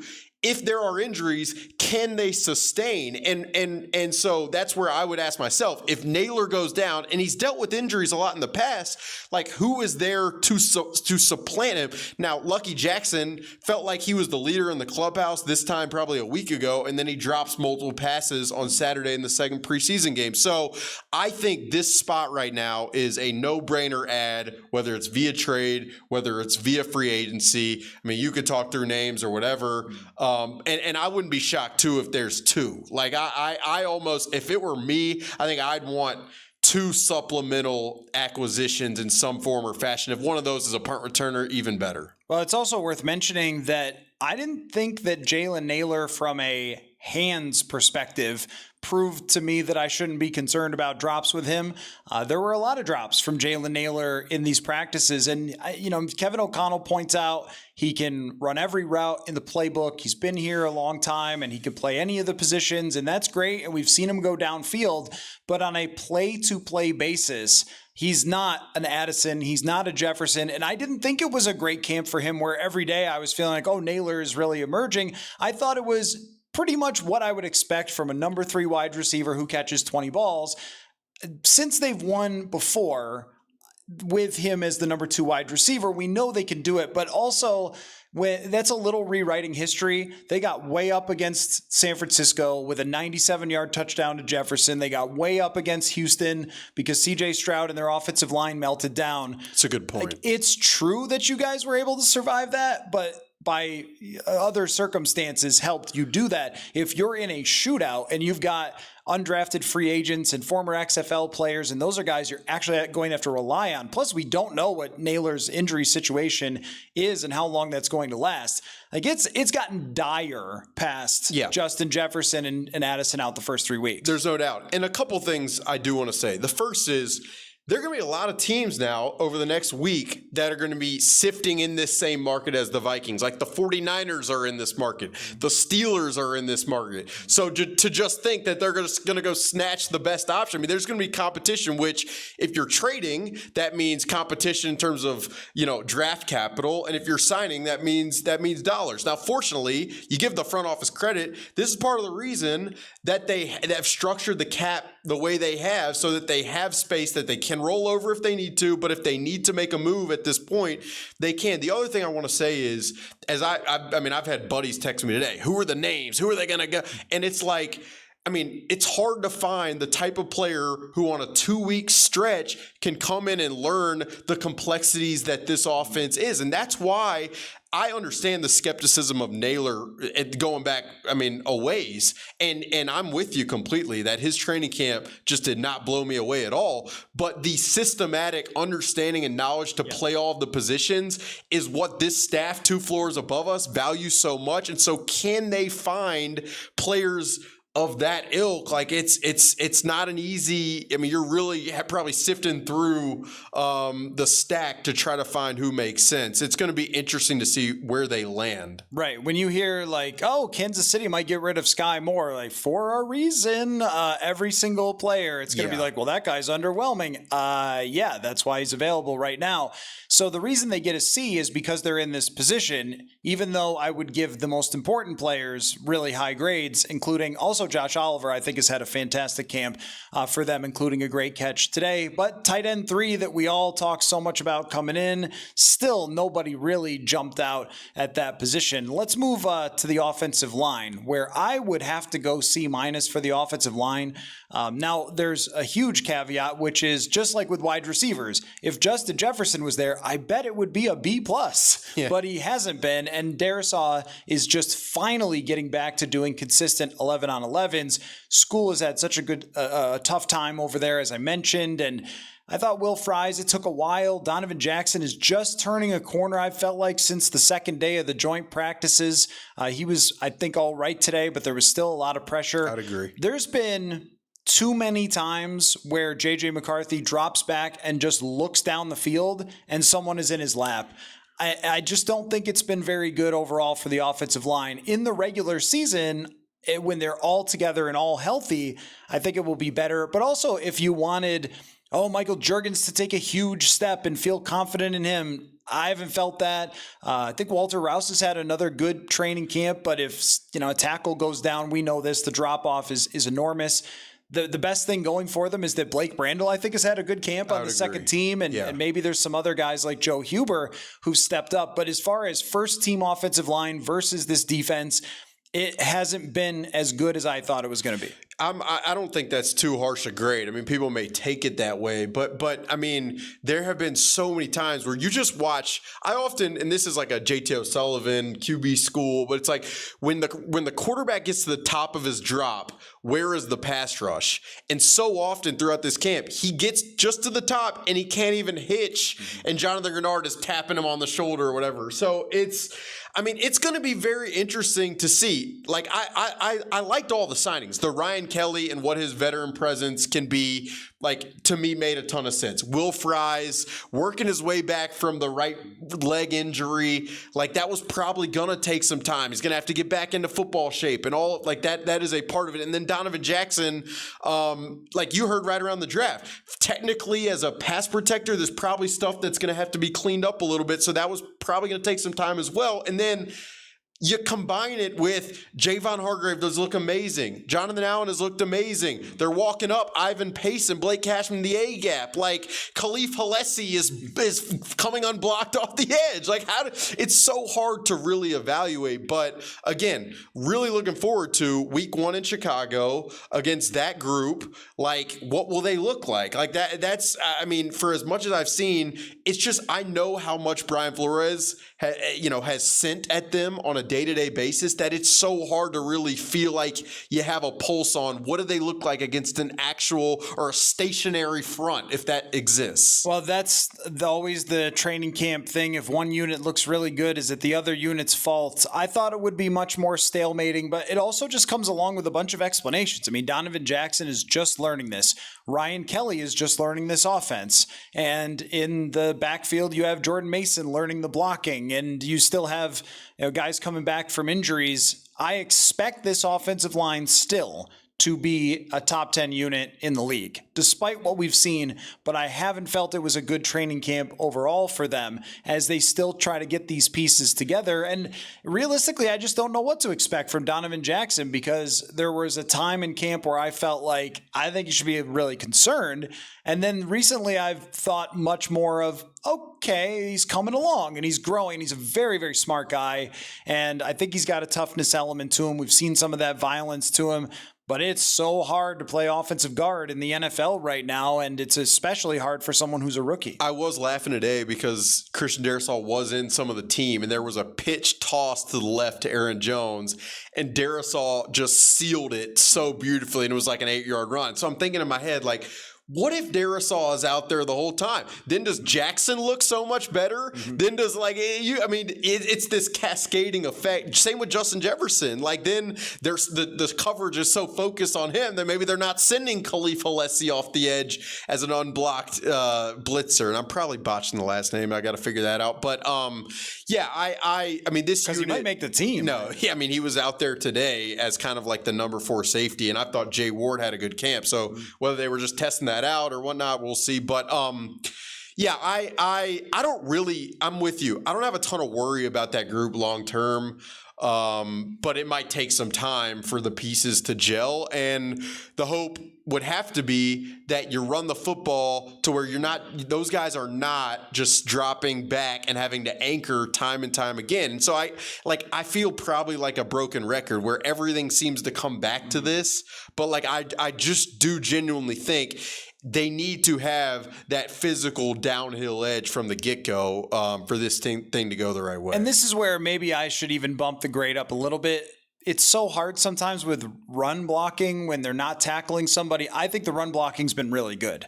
I think there's been a lot of lanes. They've looked like they're coordinated well. It looks like it really fits for an outside zone type of system with the athleticism. As you mentioned, the screen game. I'm going to bump it up a little bit. What did I say? C minus? Yeah. Let's go C plus. Let's go C plus. I talked you into going up. Really, I mean, the screen game has been good, and that's the offensive line too. It's just that when there's so many plays where McCarthy can't go through his entire progression, that's where you can't give them a super high grade there.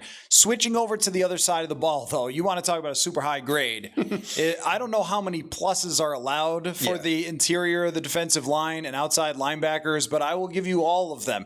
Everything went right for this front seven. They stayed healthy. Hargrave, to me, was the biggest beast. Like, they call this dude Grave Digger for a reason. I was thinking, like, that's a sick nickname. But then after watching, I was like, That is a man whose nickname Gravedigger he is violent and he's quick and he's technical and he just, I don't know. He must have been second in pressures to Jonathan Grenard. Grenard is on a warpath. Like this man, every time we've spoken to him, I'm like, is he gonna like throw us into somebody? You know what I mean? Like, is he gonna do a swim move on me right now? Required. He has been so intense at every moment of this camp. The only downgrade a little bit is that Van Ginkel's been banged up toward the end of camp, but Dallas Turner's got a ton of reps. I thought Dallas Turner had a really, really good training camp. We saw Gabe Murphy emerge. I thought Bo Richter's been fine. Chaz Chambliss has showed up at I'm a Chaz Chambliss guy. I've been telling you about this for weeks. I've become a Chambliss guy recently, like after the preseason game. I mean, truly, Harrison Phillips has been good. Jalen Redmond has been a beast. Oh, I think he's had a great camp. The fact that we mentioned him like ninth is probably wrong. Well, it's not like he's been worse than Chaz Chambliss, but like we were just throwing out every single player. If you said, did they have the best version of their camp? I would say yes for the front seven. And the most interesting though is Dallas Turner, because if he plays like he has practiced in this camp, this front seven is going to be unstoppable with how good they are, how much proven talent. He is the only unproven talent. And if he plays like this, I think he's been deeper in terms of his pass rush bag. I think he's been much stronger. He came in much bigger. And I really liked his attitude the times that we talked to him about that development path. This could be a top 3 unit in the entire NFL, the way that it's gone in this camp. Yeah, the two things for me. First, are we sure, like, is Marcus Dixon, the D-line coach, just unbelievable? Like, maybe we're just missing. I mean, I haven't written about him. I don't know if you have. Comes from the Rams. He might have been with the Broncos before. But, like, I mean, Jonathan Allen has looked great. He wears an Alabama headband every day. That's extra credit for him. Javon Hargrave, for that size, to be as twitchy and horizontally capable as he is, doesn't make any sense. Jalen Redmond has taken a step, and this guy was good last year. Levi Drake Rodriguez, there was a night practice, and he gave it to some people in one-on-ones. Taki Taimani mixes in and still looks good. Harrison Phillips. Elijah Williams, the UDFA guy. There's one more who I think I'm forgetting, maybe not, but this is the problem. I was going to say we've named the whole roster. It is a problem. The second thing I was going to mention is they're going to have to be good because the coverage, I mean, we haven't seen Harrison Smith. Apparently, it's been a sickness, but we haven't seen him in like a week. Jeff Okudah walked off the practice field today with it looked like foot, ankle, something like that. He didn't look very happy going in. Isaiah Rodgers, I felt like has been good. Like, I'm excited to watch him play because he feels like in the Murphy mode a little bit where he gives you more than you might think. But and then the depth of that cornerback room, like Okudah goes in and now Dwight McGlothern is in at outside corner in nickel. And I'm getting ahead of myself, but I'm just thinking like, man, the Bengals, if I got Nudie McGlothern covering T. Higgins, I'm not sure how I'm going to feel about that. So the point being is I just think this front seven is going to have to get to the quarterback in quick enough time to cover for that back end sometimes. And that's not to like that I have crazy questions about the back end, but it feels like that's how they've built this thing of we're going to bank on the ability to hold the point on the line of scrimmage and to get pressure quickly. And we value that more than having the stickiest cover guys in the world and paying those guys. So there's only 2 linebackers at a time. So I'll just say of the linebackers, like, good job, linebackers. They're the same people as last year. But shout out to Kobe King, though. Like, Kobe King has come in and won that job. They moved on for Brian Asamoah, which I think a lot of us thought they would if they liked Kobe King. We know what Eric Wilson brings, so just give them like a solid. Yeah, I will say this. Like, I'd be curious in the red zone how much they're using Blake Cashman and Eric Wilson. I've seen that sometimes. And Ivan Pace, his skill set is not coverage. And so I do kind of wonder if that would be a spot for them where they take a little bit of an uptick that you really wouldn't. You really look back and you're like, oh, that was kind of a little bonus that they have in that area. But yeah, same group. Kobe King has held his own. Flores comped him to Pepper Johnson, which you obviously loved. That group you feel good about that group as long as Blake Cashman is healthy. I squealed a little when he said Pepper Johnson because Pepper Johnson was a great player and played. Did he play for Buffalo? No, New York, the Giants and Cleveland, and I want to say had one season with Detroit and 1 or 2 seasons with the Jets. He's a neck roll guy. I actually tried to get in touch with him not too long ago because you'll find this fun. He was a coach at IMG when JJ McCarthy was there. I didn't know that. Yeah, so if you can get to him, maybe you try that. I tried, but haven't had success yet.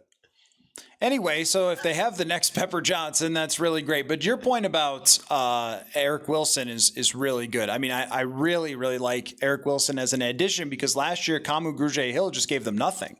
So this is a dynamic piece potentially. Wilson played over 600 snaps last year. This is not just a special team guy. Yeah. So actually, I should give them like a solid B+ for that group because I think it's been really good. And then who knows? Like maybe in the red zone, they're like, look, we'll have Van Ginkel on the ball and Dallas Turner off the ball. I mean, that's the versatility. We have seen that a little, yeah. And then we've seen there are times where they've got like 4 safeties in the red zone in the game. So, I mean, this is the Flores thing of like, we're going to get our best guys for this specific situation. And you credit it because it's just not around the league. It's just not like that. Like they do what they do and it's pretty structured and regimented and it's easier for offenses to get a beat on it. So anyway.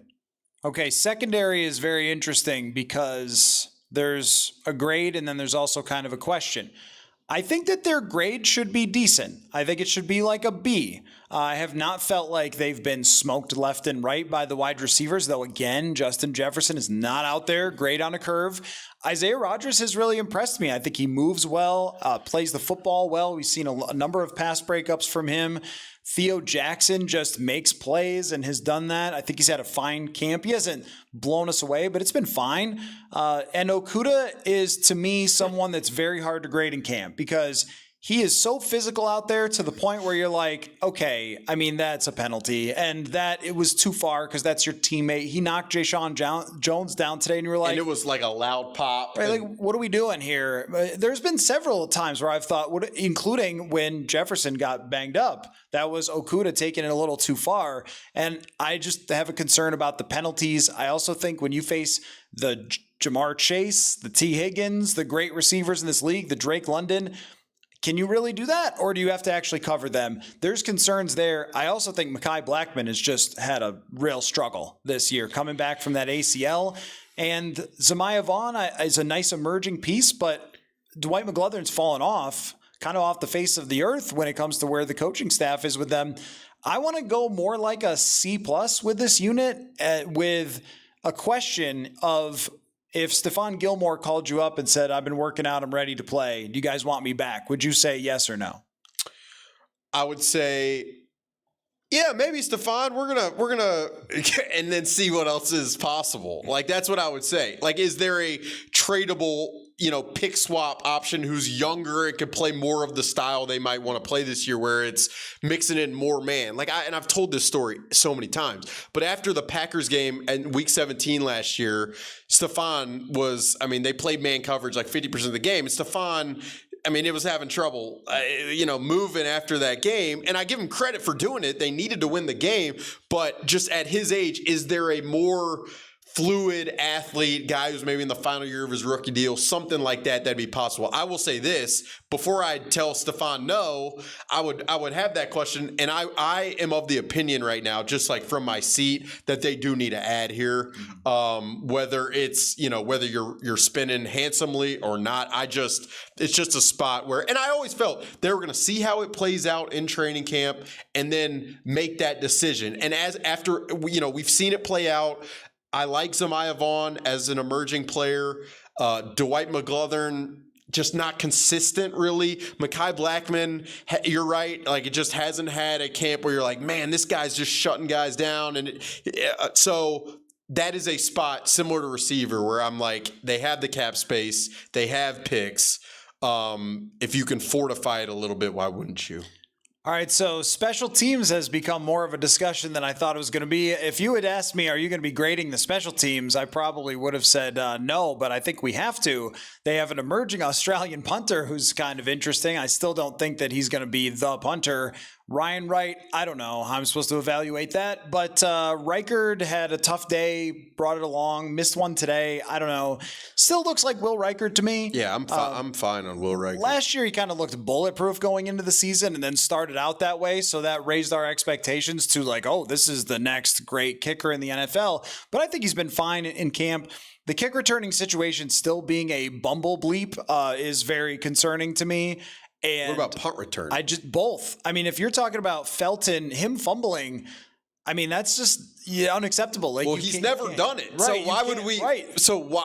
I mean, that's my question would be, yes, he has the size. He has speed. This is going to be a physical play. But a guy who's never done it being thrust into what I think, talking to people around the league, and you have too, like, I think this play is going to be a pretty pivotal play in the league this year. It's going to swing a ton of games. So that spot, and then punt return, I looked up these stats Saturday because I was in the press box board during the preseason game. And they averaged 6.9 yards per punt return last year, which is the lowest in the NFL. And they've averaged the lowest punt return average over the last 3 years since Kevin O'Connell got here. And I get it. It's special teams. It's punt return.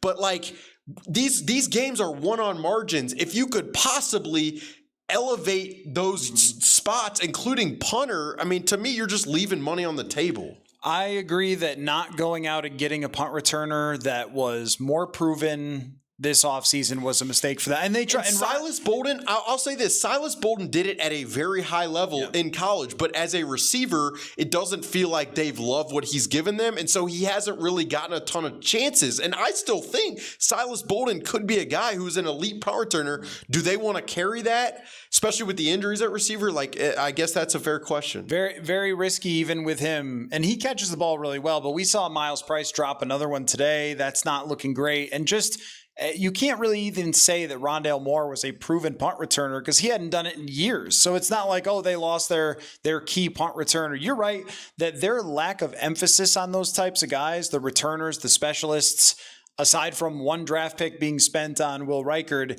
it stands out. It's a bit of a sore thumb on the roster, and I think the grade has to be pretty poor because we're going into the third preseason game still saying, like, we don't really know. And maybe I am overstating the impact on the game. Like, I very well could be. Not this year. Maybe there's metrics. Maybe there's – I mean, they've won 13 – like, I may just be worked up about it to be worked up about it, but it's just for me – When I anecdotally by the eye test, it hasn't been great in any of those areas. And then the numbers would verify that. And then to see, the approach to it, it just, I don't know. It bothers at times just knowing how talented and capable the rest of the roster is. Not this year when it comes to that. If you had said that last year, I would have said, who cares? Fair catch every punt.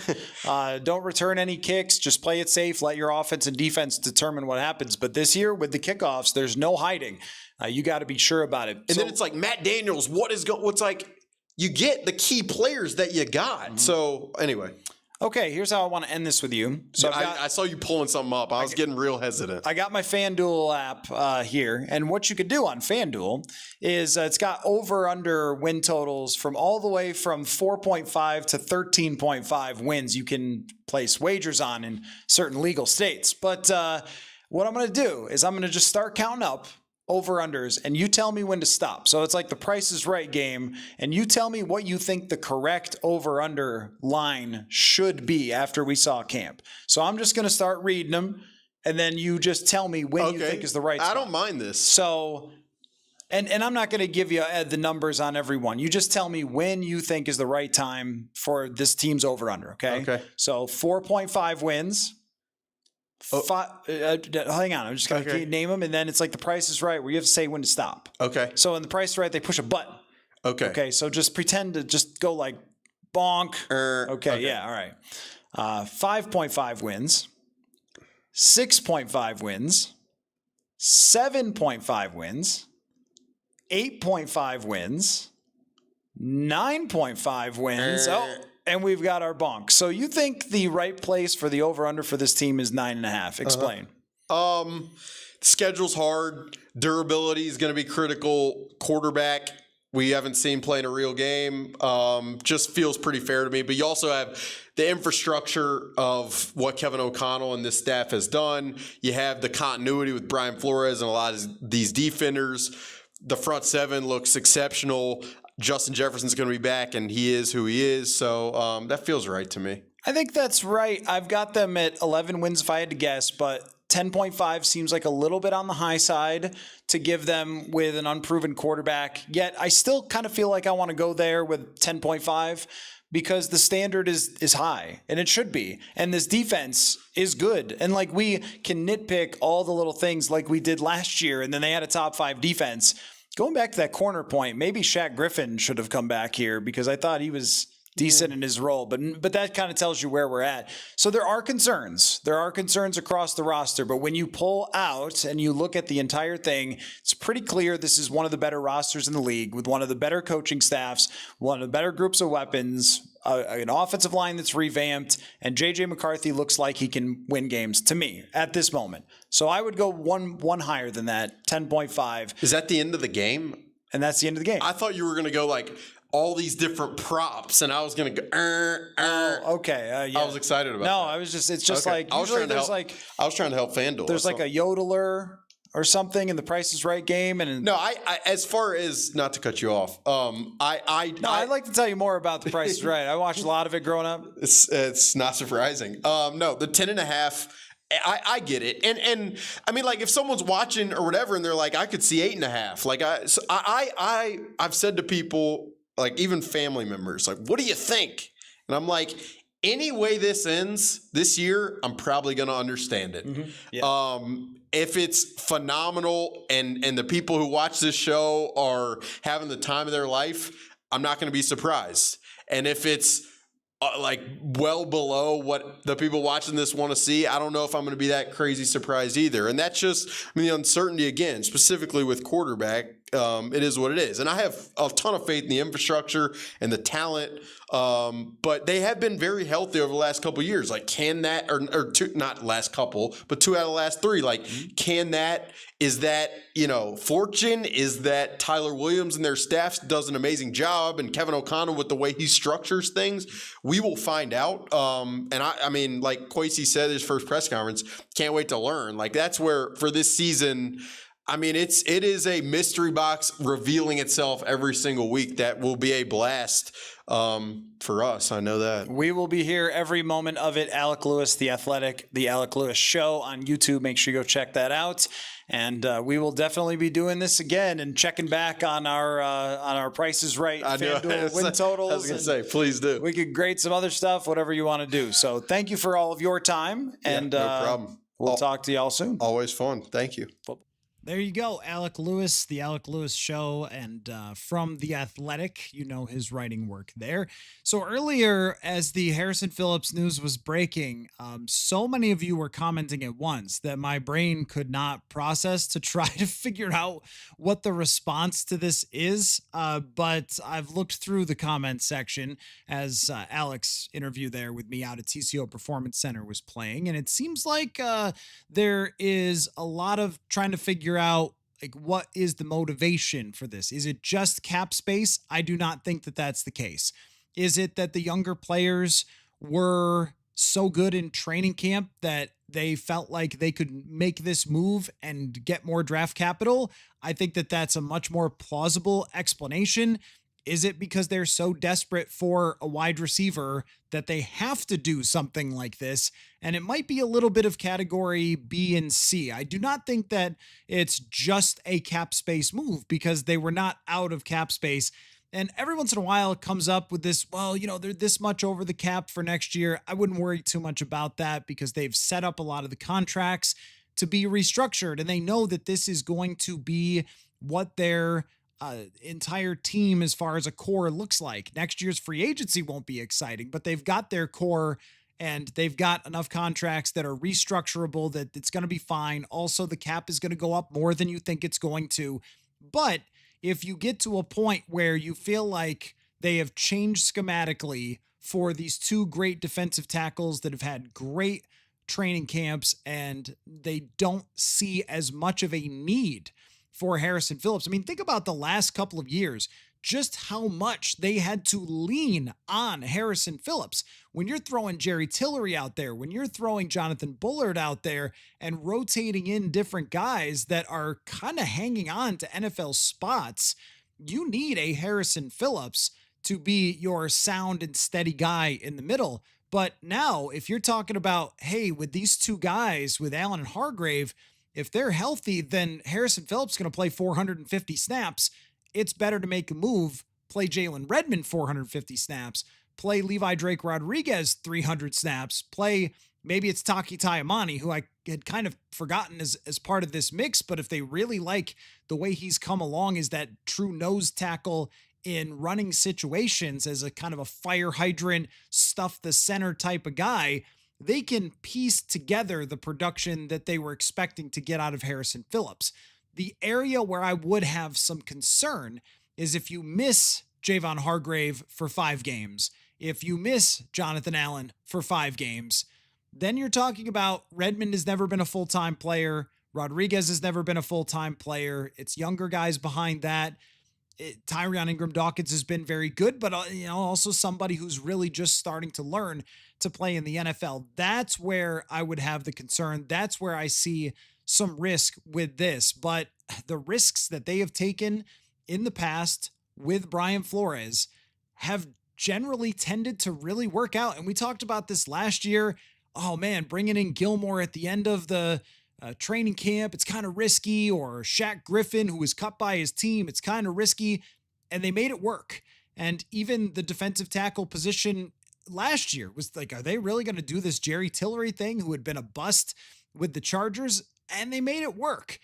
So they have a tendency to be able to kind of figure these things out, even with someone like Ivan Pace. And then they've brought in Eric Wilson. You heard Alec mention that Eric Wilson could play a role in this team as well as linebacker spot, but just finding different ways to move the pieces to the right places to make it work is something that Brian Flores does extremely well. I'm going to throw out another name of a wide receiver that was mentioned to me as I was sitting here listening to the interview with Alec Lewis with you guys. Alec Pierce of the Indianapolis Colts, his name was tossed out there. And I don't know if he's going to be available or not. They've had quite a wide receiver battle. Of course, the battle for quarterback position and Daniel Jones has been much more relevant there. But Pierce is kind of a guy that has been a deep threat for them and maybe never really truly became the all-around wide receiver.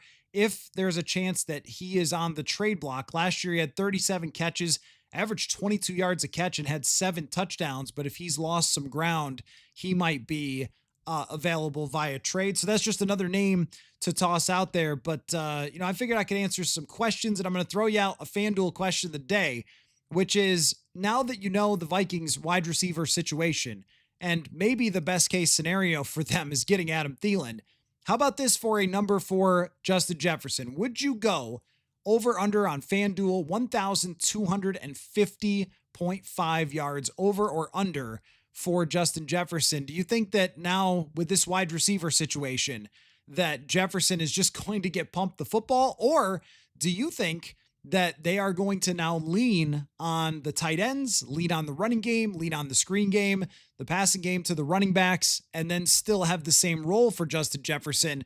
How do you feel that's going to play out? Over under 1,250 yards for Justin Jefferson is the FanDuel question of the day. So just looking at back at some of the comments, D. Hen said, stop with the Thielen talk. There will be younger receivers that get released. This is just, one of the things that I have been a little perplexed by is how much people love young players and despise old players. But if you go back to Super Bowl rosters and you look through them, you can always find veteran players who have been brought in at the last minute. Always, every single one of them. The first one that comes to mind, I'll just tear a wound open to answer this question for you. The 2017 Philadelphia Eagles had Elshon Jeffrey and Torrey Smith, 2 guys who were in their 30s, who had had better days in the NFL, but could still play. And they lit up the Vikings in the NFC Championship game. Now, those guys were only there for a year and they were rentals, and They weren't long-term prospects, but I feel like sometimes anybody who's reached 27 or 28 years old, every football fan just wants them to go away. Just get out of my face. You can't play. And yet every Super Bowl team always has veteran players who kind of latch on at the last minute or are a free agent addition who try to kind of ring chase a little bit. The Adam Thielen type of move would be very typical of teams that are ready to win, where you do trade future late round, by the way, draft capital to get someone who is proven because you know that you're a good team and you need that to help you compete. And as far as stopping with it, if it was not real, I would stop with it, but it's real. It is a very real discussion that's going on. Very real things are happening with the conversation between the Vikings and the Panthers about Adam Thielen. And even though Tom Pelissero didn't put a name on it this morning when he tweeted that the Vikings are making calls about wide receiver, I mean, you could hear the wink and the nod through the tweet, or see the wink and the nod in the tweet. It does pertain to him, but that's not the only option. It is not the only one and only option is Adam Thielen, but it's definitely real. And if they go out and think about this, you want him to pick up a younger player. Okay, well, that would be great. You know who would be great is Teteroa and McMillan. They should get hit. Oh, wait. If teams have good young wide receivers, they don't give them up. They keep them. So what kind of wide receivers can you get? You could get young wide receivers that have problems. You can get a wide receiver who is older and who has been passed by, or the team has different plans, but as proven. I mean, which one makes more sense to you? It makes more sense for this scenario to get the older wide receiver who knows what he's doing than it does to get some young flawed receiver. The Vikings have a bunch of young flawed wide receivers. Do you think other teams, if they have a 24-year-old great wide receiver, they're being like, yeah, let's just cut him. Let's just no, that's the reason the Panthers are making Thielen available, is because they have young wide receivers that they don't want to get rid of. So in an ideal world, that would be absolutely wonderful, but I don't think that that's realistic. I like Brandon Powell coming back as a punt returner, but I also feel like was a decent enough receiver and is an underneath guy. I think they're going to do a lot more underneath than they did last year. I'm more for him as a receiver. In some ways, I would just like to see Silas Bolden punt return because Powell didn't make much of an impact, but at very least, he's going to catch it, and he's got a ton of experience doing it, so that helps. But as a wide receiver, he was capable of stepping into the game. If that's the free agent they're going to look at. The other one is Amari Cooper, but I haven't seen or heard a thing about Amari Cooper and his status. Is he interested in playing? Is he done? Is he waiting for somebody to get hurt? They made it official, I think, today with Keenan Allen and the Chargers. That was one where I was kind of waiting to see if anything weird happened there. But the options and the reason why the Thielen thing is so interesting. Wait a minute. Are you serious? Did Kay Adams tweet that? Is that true? About Thielen to Minnesota? Is that true? Or is that something that she is just guessing? I am not. See, stop talking about Powell. He sucks. I don't think that, I don't think, look who we're talking about. Look what situation we're in here with Powell. Did Kay Adams tweet that? Is that right? Or are you guys messing with me? Because this has seemed like it was, yeah, you guys are messing with me. No, I just called up her Twitter. You guys are messing with me. Don't do that. Don't be playing games like that. If we get real news, then we get real news. Tyler Boyd, Tyler Boyd is another one that, it was joking with KOC in her interview about Adam Thielen. Okay. All right. I gotcha. In a recent okay. Thank you. Thank you for correcting that.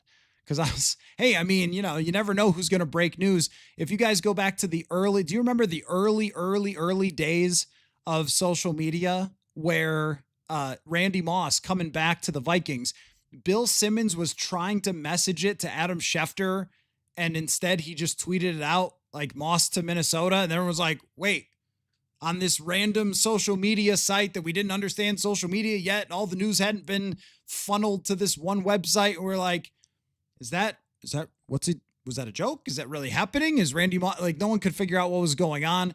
That was kind of crazy. So, you know, but yeah, the Adam Thielen idea is kind of the best that you can get at. And I don't like I think that Brandon Powell, as someone who can fill in a role and knows the offense, is serviceable at this time of year. You just kind of have to have a standard that you're not likely to get Terry McLaurin. I saw that you guys were mentioning Terry McLaurin.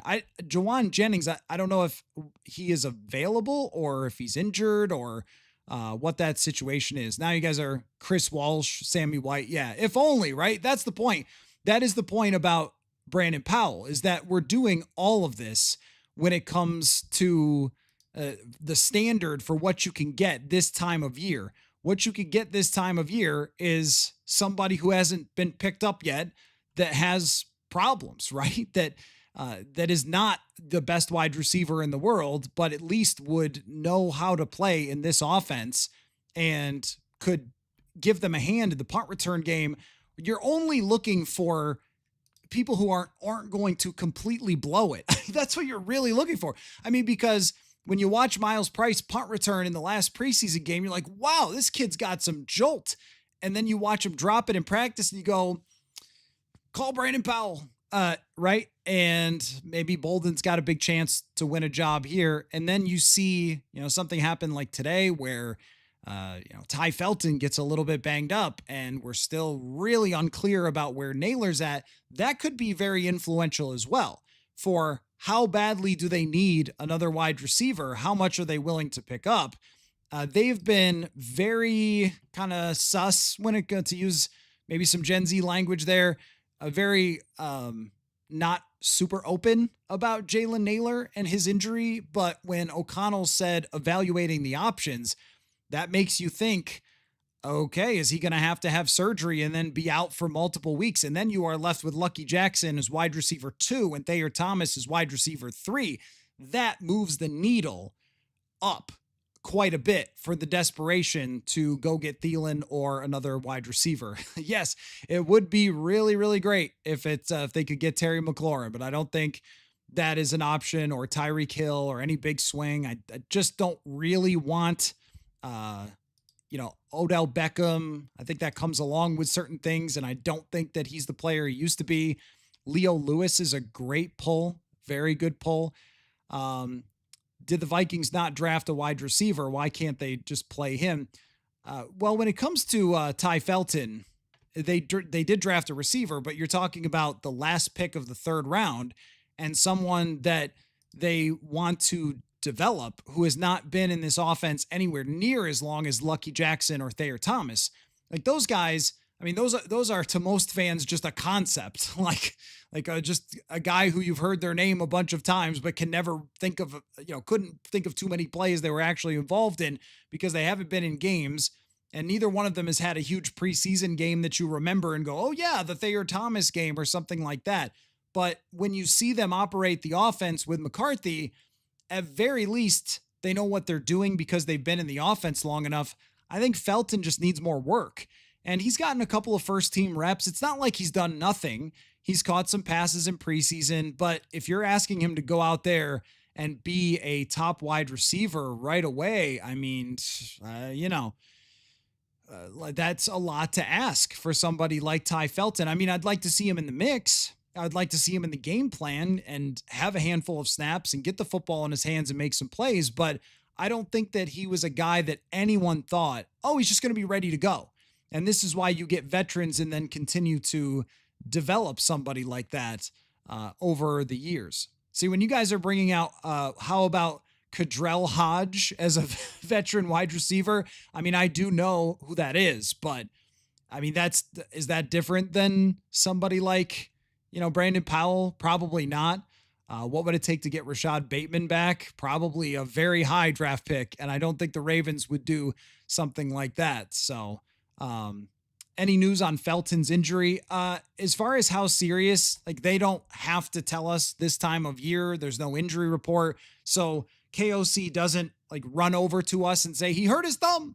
But I can say that he stayed out there for the rest of the practice. He didn't participate, but he stayed out there. Usually a pretty good sign if there's something serious would be if they ran him back into the training room. So if he ripped his arm off, they would have escorted him back into the training room and gotten him off the field, but he just took the rest of practice off, which would make me think that is not super serious. But that was also the case with Jalen Naylor and Justin Jefferson, and those guys have been out quite a while. I mean, the main part of this and getting somebody and spending, and even if it is an Alec Pierce or whoever else, they probably would have had a chance at Sky Moore. He ends up going to the 49ers, very 49ers-y type receiver. The injuries are really what pushes me over the top. I think at the beginning of the Adam Thielen buzz, I was much more of, hey, like, it's fine. They survived a couple of games last year, and Naylor will be okay, and they'll throw it to Oliver, and they'll throw it to the running backs, and it'll be okay, guys. But once you see Naylor go down, and then, you're already without Rondale Moore, now you're talking about the potential of having guys who have done nothing be your number 2 wide receiver. That's not something that I really love the idea of that happening. As far as Lucky Jackson underwhelming in preseason games, pretty good in the first one. Second one was a huge issue and I think scared them. Today he had a great catch in the back of the end zone on, I thought, one of the best throws from J.J. McCarthy, a little bit of a bounce back, but it's not the same. You're right. I mean, get out there in a game and make those plays. That I'm sure scared them a little bit too, because they had been high on Lucky Jackson. He had taken a ton of first team reps, but that was as wide receiver 3. That's maybe you're going to play 20 plays in a game if you're wide receiver 3, and mostly as a bit of a decoy trying to get the ball to Justin Jefferson. As we saw, how many games was Jalen Naylor just a decoy last year as the wide receiver 3? Most of them, honestly. So that wouldn't concern you. But if he's got to be wide receiver 2, that's not a decoy. Like, that guy's got to make plays as wide receiver 2. You'd be much more comfortable with somebody else popping in who was able to do that before. So never forget Anthony Carter returning. Oh, yeah, Anthony Carter. Man, he was a great punt returner. KJ Osborne's name gets thrown out every night. I just don't know where he's at. John Gilliam, you guys are going back. The Amari Cooper thing is just, I just don't know where. Ahmad Rashad, another great one. I just don't know where, it's been out there at all that Amari Cooper wants to come back. I mean, if he does, then I guess so. Then maybe sign him. Every other comment is, Thielen's washed and stuff. I really don't think that the Thielen is washed, people. Just throw this out. If you're going to tell me Adam Thielen is washed, you have that right. It's America. But here's what I want from you in the comment section if you say this. Give me the number of Carolina Panthers games you've watched the last 2 years. Just give me the number. What is it? Is it 1? Could it be 1? It's 0. You haven't watched any Carolina Panthers football. What you're going off of is the last time you thought you saw Adam Thielen, which he was okay, but it was not the Adam Thielen from 2017. But when we look at his actual performance by the data we have at our little fingertips here, he actually is graded higher for Carolina the last 2 years than he did for the Vikings. And in 2022, when he was, quote, washed, and to me, I just think not we always have to do that, right? You have to be very insulting. You can't just sort of quantify it correctly. You just got to trash somebody. But 70 catches for 716 yards in 2022. That's still a very reasonable contribution. If Adam Thielen came back and even did what he did last year, which was played 10 games, 48 catches, 13 yards a catch, 5 touchdowns, 78% receiving percentage. And Bryce Young's quarterback rating and Andy Dalton last year was 108.7 when throwing to Adam Thielen. Only 2 drops, 7 out of 10 uncontested catches. If that's what a trade gets you, then that is a very, very good contribution from a veteran wide receiver who doesn't have the same speed as he used to, but still has a lot of the other fundamentals of being a good wide receiver in the NFL. So I think that it's just very lazy to me to just be washed. Let's quantify it. Let's talk about it, what he could really bring to this team if they make this move, rather than just trashing him to, I don't know what that accomplishes. But I think if it was anybody else that you'd be talking about, heck, How many of fans, let's just really nail this point into the ground. How many fans wanted Larry Fitzgerald when he was like 36? Look yourselves in the mirror if you're hammering the Adam Thielen idea. How many of you wanted Larry Fitzgerald when he was 36? Gabe Davis still out there. Is still out there. Adam is very expensive. Not really. No, he's not. You have to look up these things before we say them. He's really not. Carolina would be, I think, on the hook for some of that money that is already guaranteed to him. And I've seen a couple different numbers, but it's not the full cap hit that would come to the Vikings. They just made a bunch of cap space for Harrison Phillips. They already had cap space. Like we don't have to do stuff like that. Like we don't have to say things that are just not really accurate. So, Steven, isn't Thielen a solid blocking receiver? Yeah, he's always been good at that. He's always been good at that. I'm interested in Gabe Davis. Yep, I would be interested in Gabe Davis if he is still out there for a reason though. Is it an injury? He went to Pittsburgh and had a tryout and they didn't sign him. That was kind of odd too. Slade Hunt, chances that Aaron Jones plays the slot for 3 weeks? 0. He's not, you're not going to play a running back at wide receiver. They need him to play running back.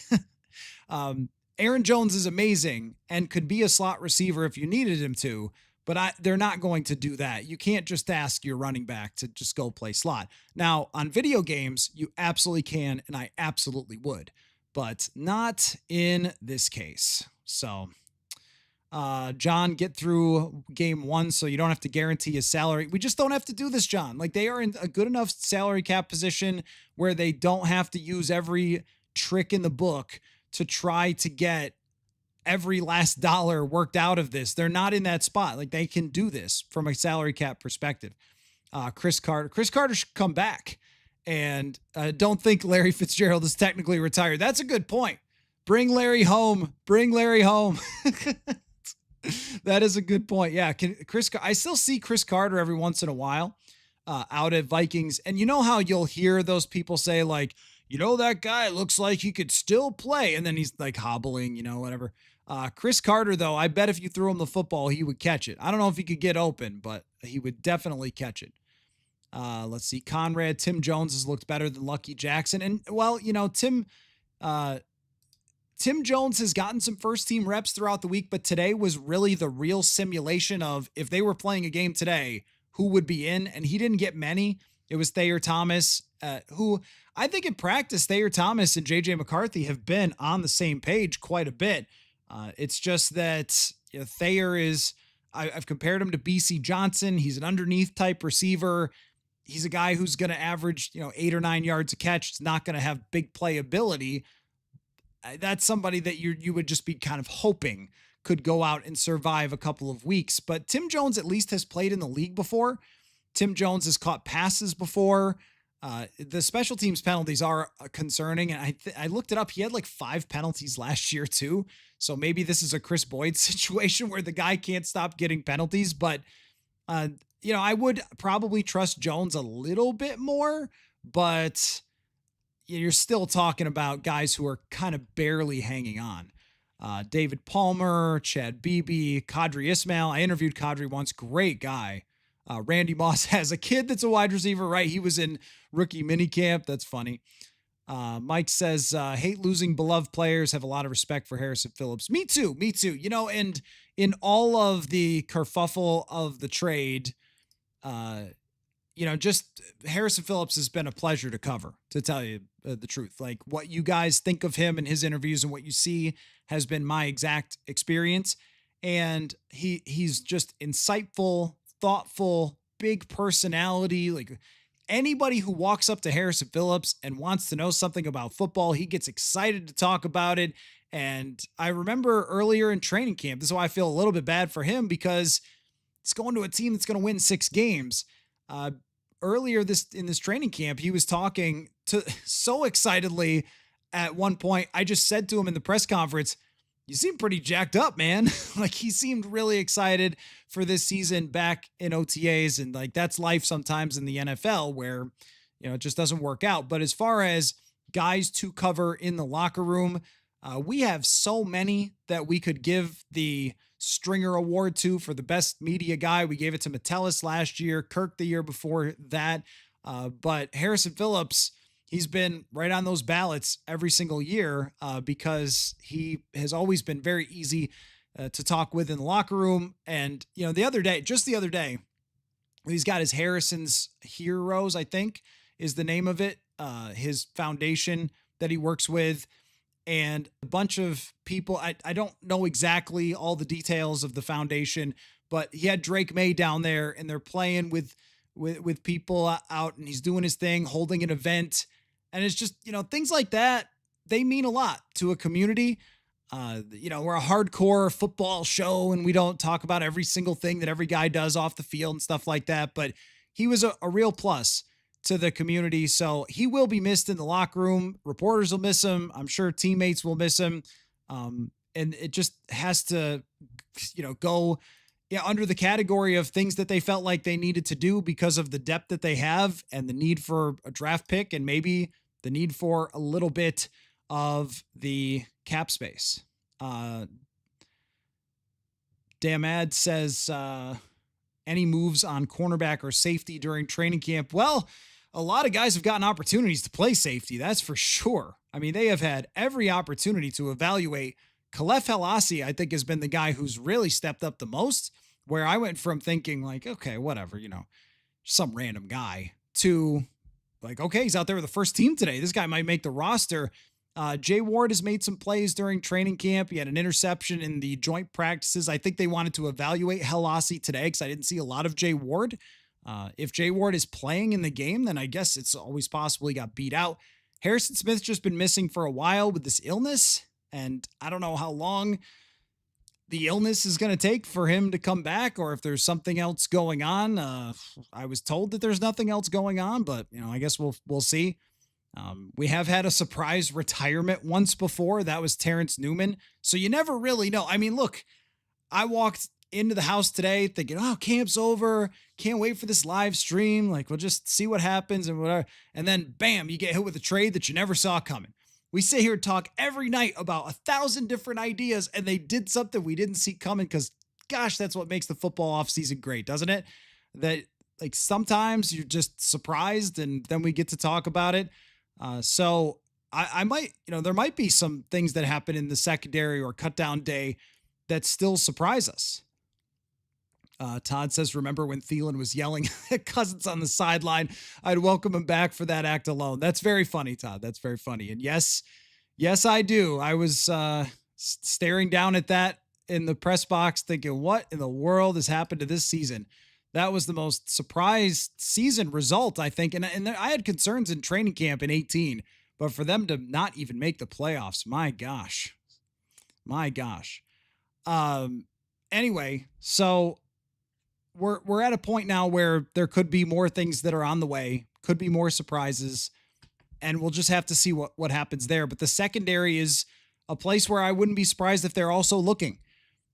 And Jeff Okudah getting a little banged up today. And this is the hard part here. And maybe we'll get, because we're going to meet with KOC and Kwesi next week. They're going to do their annual, like right before the season press conference. So I think we'll get some updates on some injuries. Jalen Naylor, Jeff Okudah getting banged up today. Van Ginkel's been out a while. Cashman hasn't practiced the last couple days.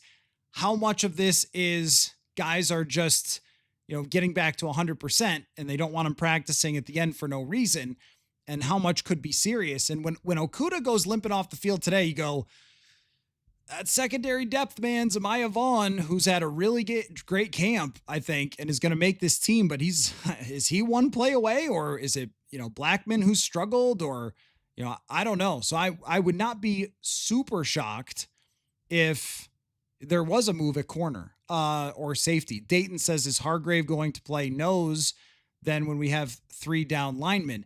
I would think that the nose would either be, depending on the situation, if they're going to play a 3-4.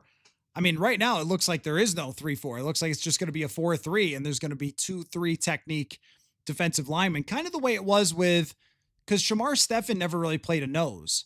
It was more of a 4-3. And look, both of these guys have played 4-3 before. They haven't been 3-4 And that could have played into this as well. I think that's maybe an underrated part of this is that they have been a 3-4 base under Brian Flores. But I mean, when you get guys like this, you might just switch that up. So now you're thinking more in 4-3 terms because that works for them. And just yesterday, Flores was talking about still learning over this camp of what they do well, what they like, where they like to be, and may have come to the conclusion like these guys need to be 3 techs. They're not really line up over the tackle type guys as you would expect for 3-4 defensive linemen. But if they're going to do a 3-man D line, I would guess that the nose tackle would either be, if they keep Taki Taimani, who I hadn't had on previous rosters, but I think I would have now. I've loved what I've seen from Elijah Williams, but that's a guy you usually can get to the practice squad. So even though I've really, really liked him, Taki Taimani now seems valuable to have on the 53. So he would be the nose, or it might be Levi Drake Rodriguez because he's played a lot in the middle as that position. They might have been so impressed with him throughout this year that they said, like, let's just have him handle that role. So I think it's going to be one of those two guys, probably depending on the situation. It's a great question, though. I can't wait to find out because I don't know either. How much money? I think Schefter reported that it was going to save them. I think they were holding on to 3.7 of the 7.6. So you could do the math there. Is that 3.9? So about $4 million, I guess. Shot you 99. Do you think the trade happened out of desperation or just because they could? I don't see something to be desperate for. Would they be that desperate for a 6th round pick to get a trade done for a receiver? I don't think so. To me, it's all about the backups. It's all about the young guys who have just risen to this challenge. I mean, you heard Alec Lewis talking about it too. I mean, my grade for the defensive line was how many pluses is available that I could put next to A. I mean, it's been an ideal situation would be an understatement for what the D line has done. First team and second team have been dominant during this camp. So I think it's much more about Levi Drake Rodriguez and Jalen Redmond, who were great. They played against the first team offense a lot and they were great. I think it's more about them. And then it's an opportunity to get draft capital and cap savings. But I think it's more about them than being desperate for a 6th. Now, if it was like a 3 or something and they needed to swing that to somebody else, then maybe there would be some desperation. Antonio Brown, Kadarius Toney, you guys, Jalen Reagor will be back. Thielen is, Williams says $6.25 million base. Yeah, I was trying to figure out just how much they would get in that trade, how much money they would have to take on. 6.2 million is not too much. Dayton says Alec Pierce is the most interesting guy that you've named. A lot of speed to run clear outs. Right. He would fit, that's along with the Gabe Davis type of thing. Like they would fit as more of deep threats, but Alec Pierce is extremely fast. Troy Williamson. Yes. Troy Williamson. Definitely Troy Williamson. I'm just going to throw it out there because I've seen enough of it that I don't want to see it anymore. This is not a show that's going to talk about cheerleaders, okay, guys? If you mention that in the comments, it's an easy block. So just to throw that out there, if that's something you want to talk about, you can go find somebody else to talk with that about because that ain't going to be me. So anyway, talk about football here, my friends. Okay, let's see. Rach says Carolina's had receiver injuries the last week or so. I continue to not really see a reason that they'd make the trade. Well, I could tell you just from my information, like they are considering it. That this is something that has been a conversation between the two teams. So I know that to be the case. And when it comes to why they would do it, it's really because they have 4 wide receivers that they feel really good about. Tetero and McMillan, they feel great about. And then Xavier Legette, they want to figure out what they have there. He was a draft pick for them. They really like Coker. He kind of was an undrafted free agent that stepped up. And then I think they like Hunter Renfrow too. Hunter Renfrow had some sort of illness or something like that kept him out of the league last year. Because remember, we were talking about this. Hey, should they sign Hunter Renfrow and just to take a shot at him? but he's back healthy.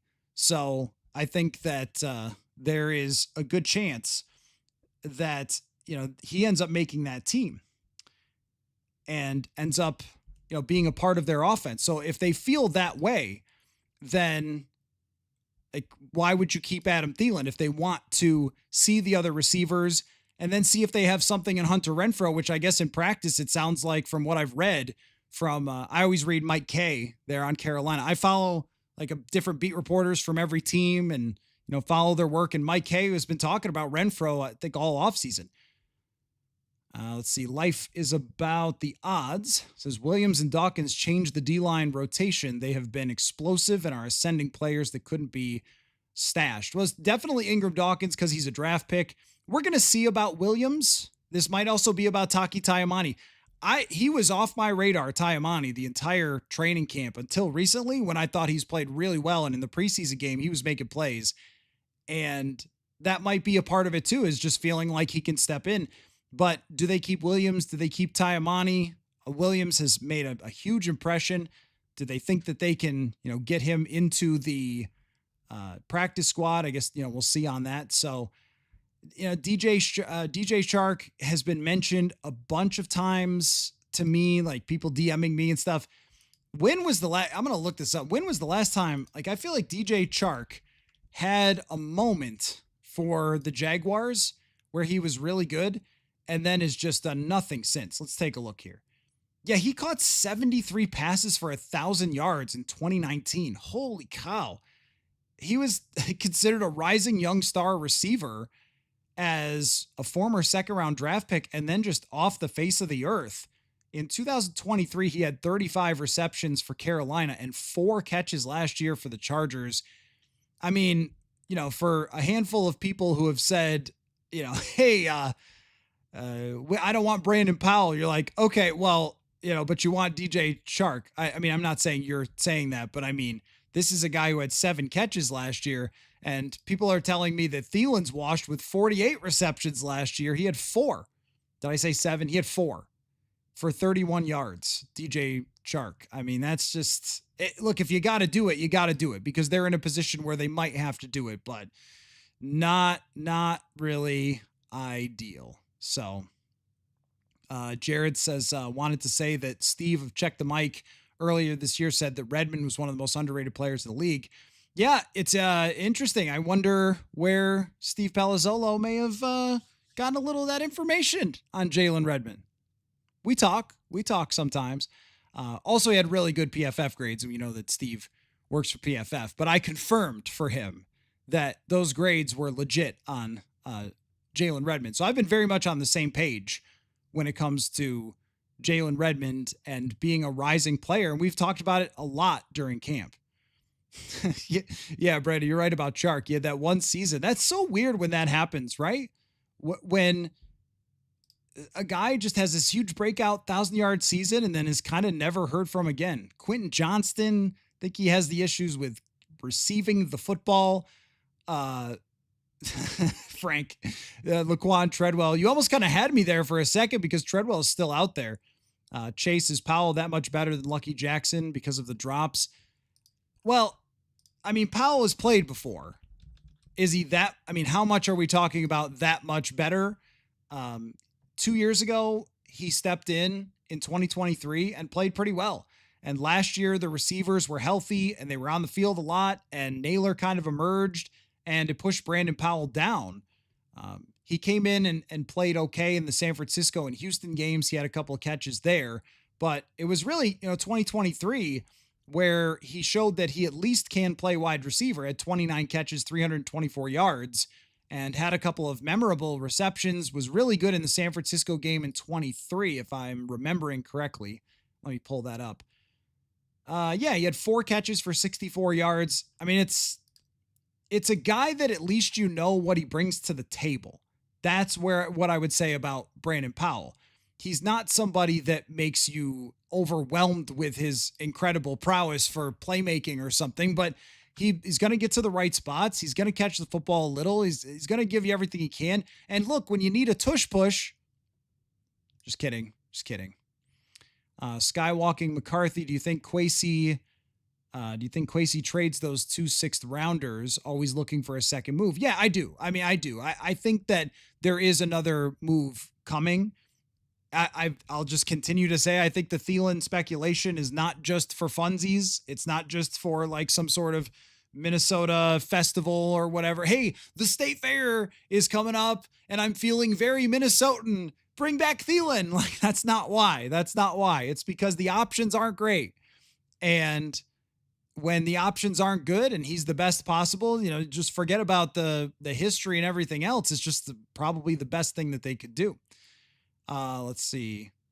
Heisenbuck, the Vikings O-line was bad in 18. It was bad a lot of times. That is correct. And that was really why in 2018, we thought that there could be something that wasn't really right. And it's also, 2018 also made me believe in my instincts for training camps. And you heard Alec Lewis earlier talk about how he said that he's learned to be against the idea of trusting his instincts. I've felt the opposite way over the years because in 18, I thought, no, they're just too good, right? They're just too good. And every national writer would come in and be like, is it Super Bowl or bust for you guys? And we were watching practice going, this doesn't look right. Something's off here. The injuries to the line, Tony Sperano passing away was a really traumatic thing for the entire organization, but especially the line. The John DeFilippo, Mike Zimmer relationship was weird from the start. And like, the vibes are bad. That is not how I felt this year. And I think everyone is looking at JJ McCarthy being like, if you can, then we can. But the vibes have been intense, I think. I think it's a team that really feels like it can do it. It feels like it's a step away. It feels like it's headed there. And a lot of guys performed like it during this camp. And every team in the league thinks they don't have enough depth, but I look around and go, there's a lot of good players on this team. There's good players in the backfield, multiples of them. There's good tight ends. There's, even the backup offensive lineman, Blake Brandel, I would trust if they had to play him 10 games, which is something I could have never said about a guard before, that a backup guard, I would have trusted them. Eric Wilson, the linebackers, the D-line we're talking about, there's still questions about the secondary, but it's a deep and talented football team that you are ready to make these types of moves because the vibes have been so good. So you are willing to be a little bit bold here when it comes to something like this. Romeo Doubs, what is Romeo Doubs' situation? Was it him last year who was not happy with his role? What is the Romeo Doubs deal? 46 catches last year, 601 yards, 4 touchdowns, had 59 the year before. Seems like he's been a decent receiver for the Packers. Is he just the odd man out? I mean, when you draft 2, is he just the odd man out? Oh, Mark, I did not realize that Keenan McCardle was DJ Shark's coach when he was in Jacksonville. It just was so long ago. I mean, that's reaching pretty far back into history. 35 catches 2 years ago is not too bad. Skywalking McCarthy wants Thielen and Osborne. All right. I mean, I have no issue with that. As long as Osborne's not the punt returner. That did not go very well. Are they freeing up cap space for a reason? I think that was just part of it. I think it's all just maybe part of it. The cap space, the draft capital could help them a little bit. I think the main reason is that the backups have just been that good. And they felt, and schematically also, I think plays a big role. And maybe they just maybe they were trying to figure out, and eventually we'll get some answers on this, I think, but maybe they were just looking at the scheme and saying, where does he fit? There's just better fits right now with the way that things have changed with those 2 other defensive tackles.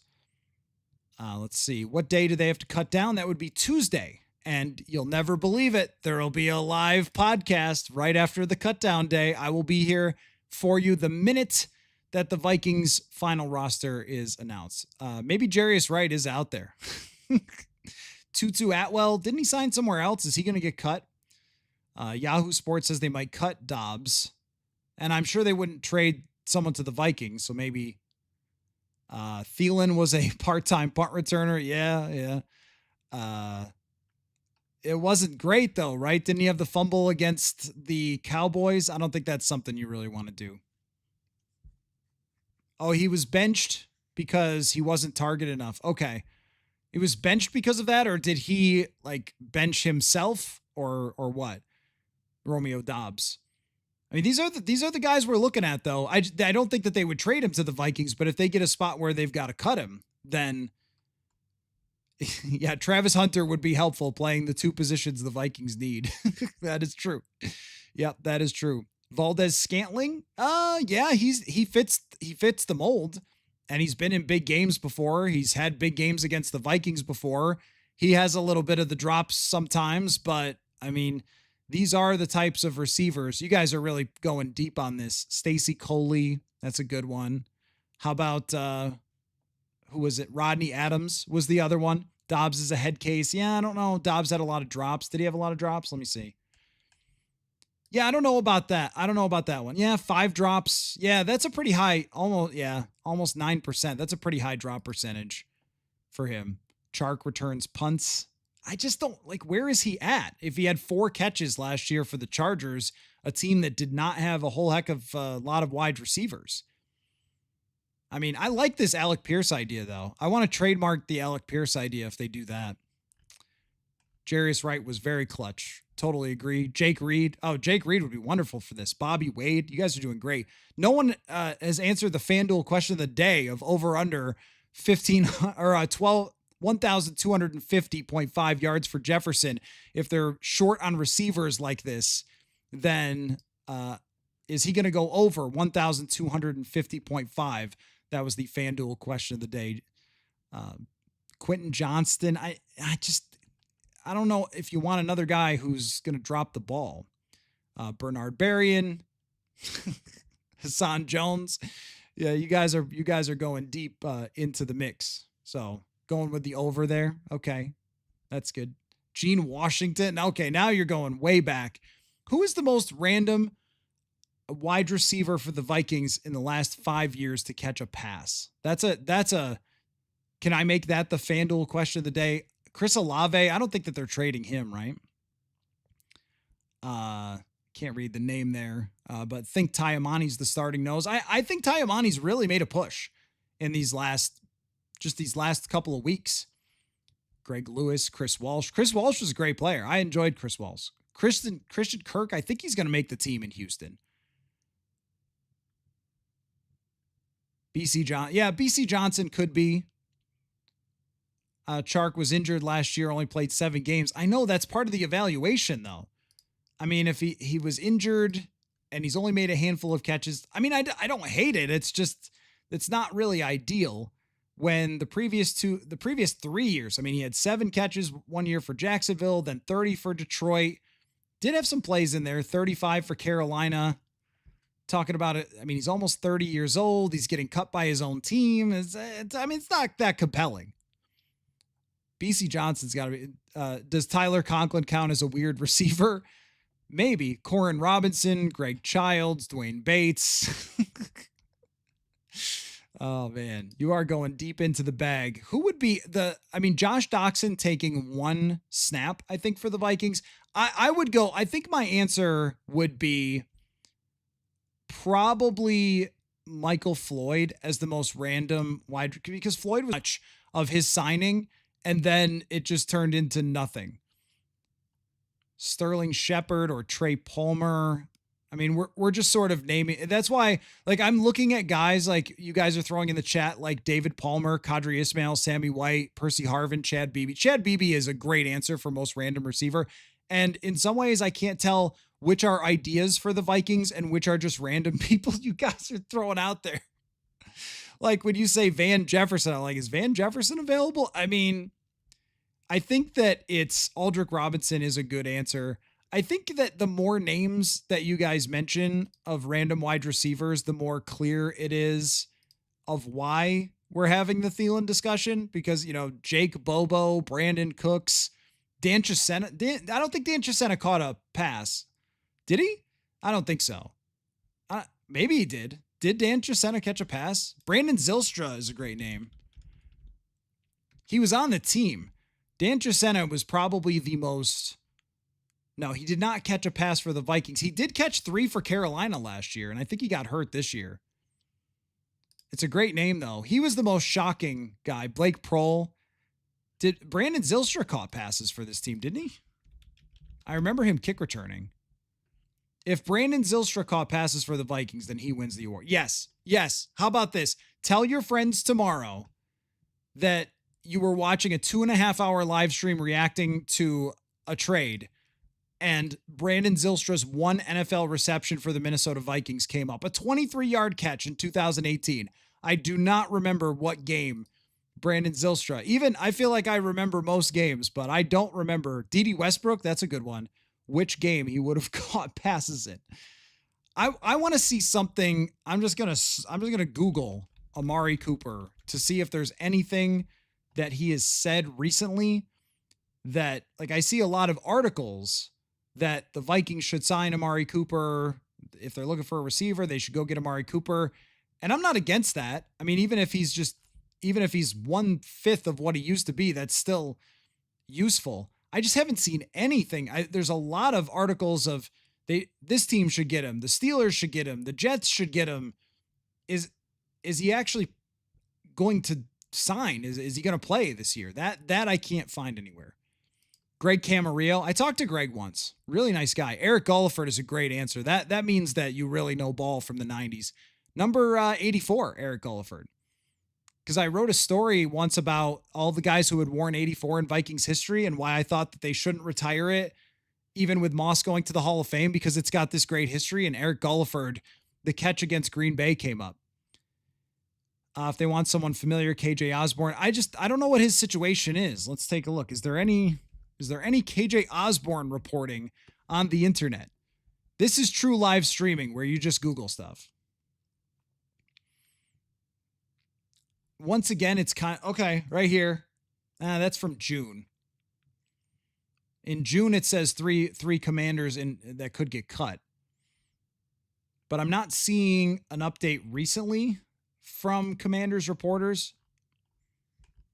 I will text. I know a Commanders reporter. I will text him to see if KJ Osborne is available. And I'll see if he writes back.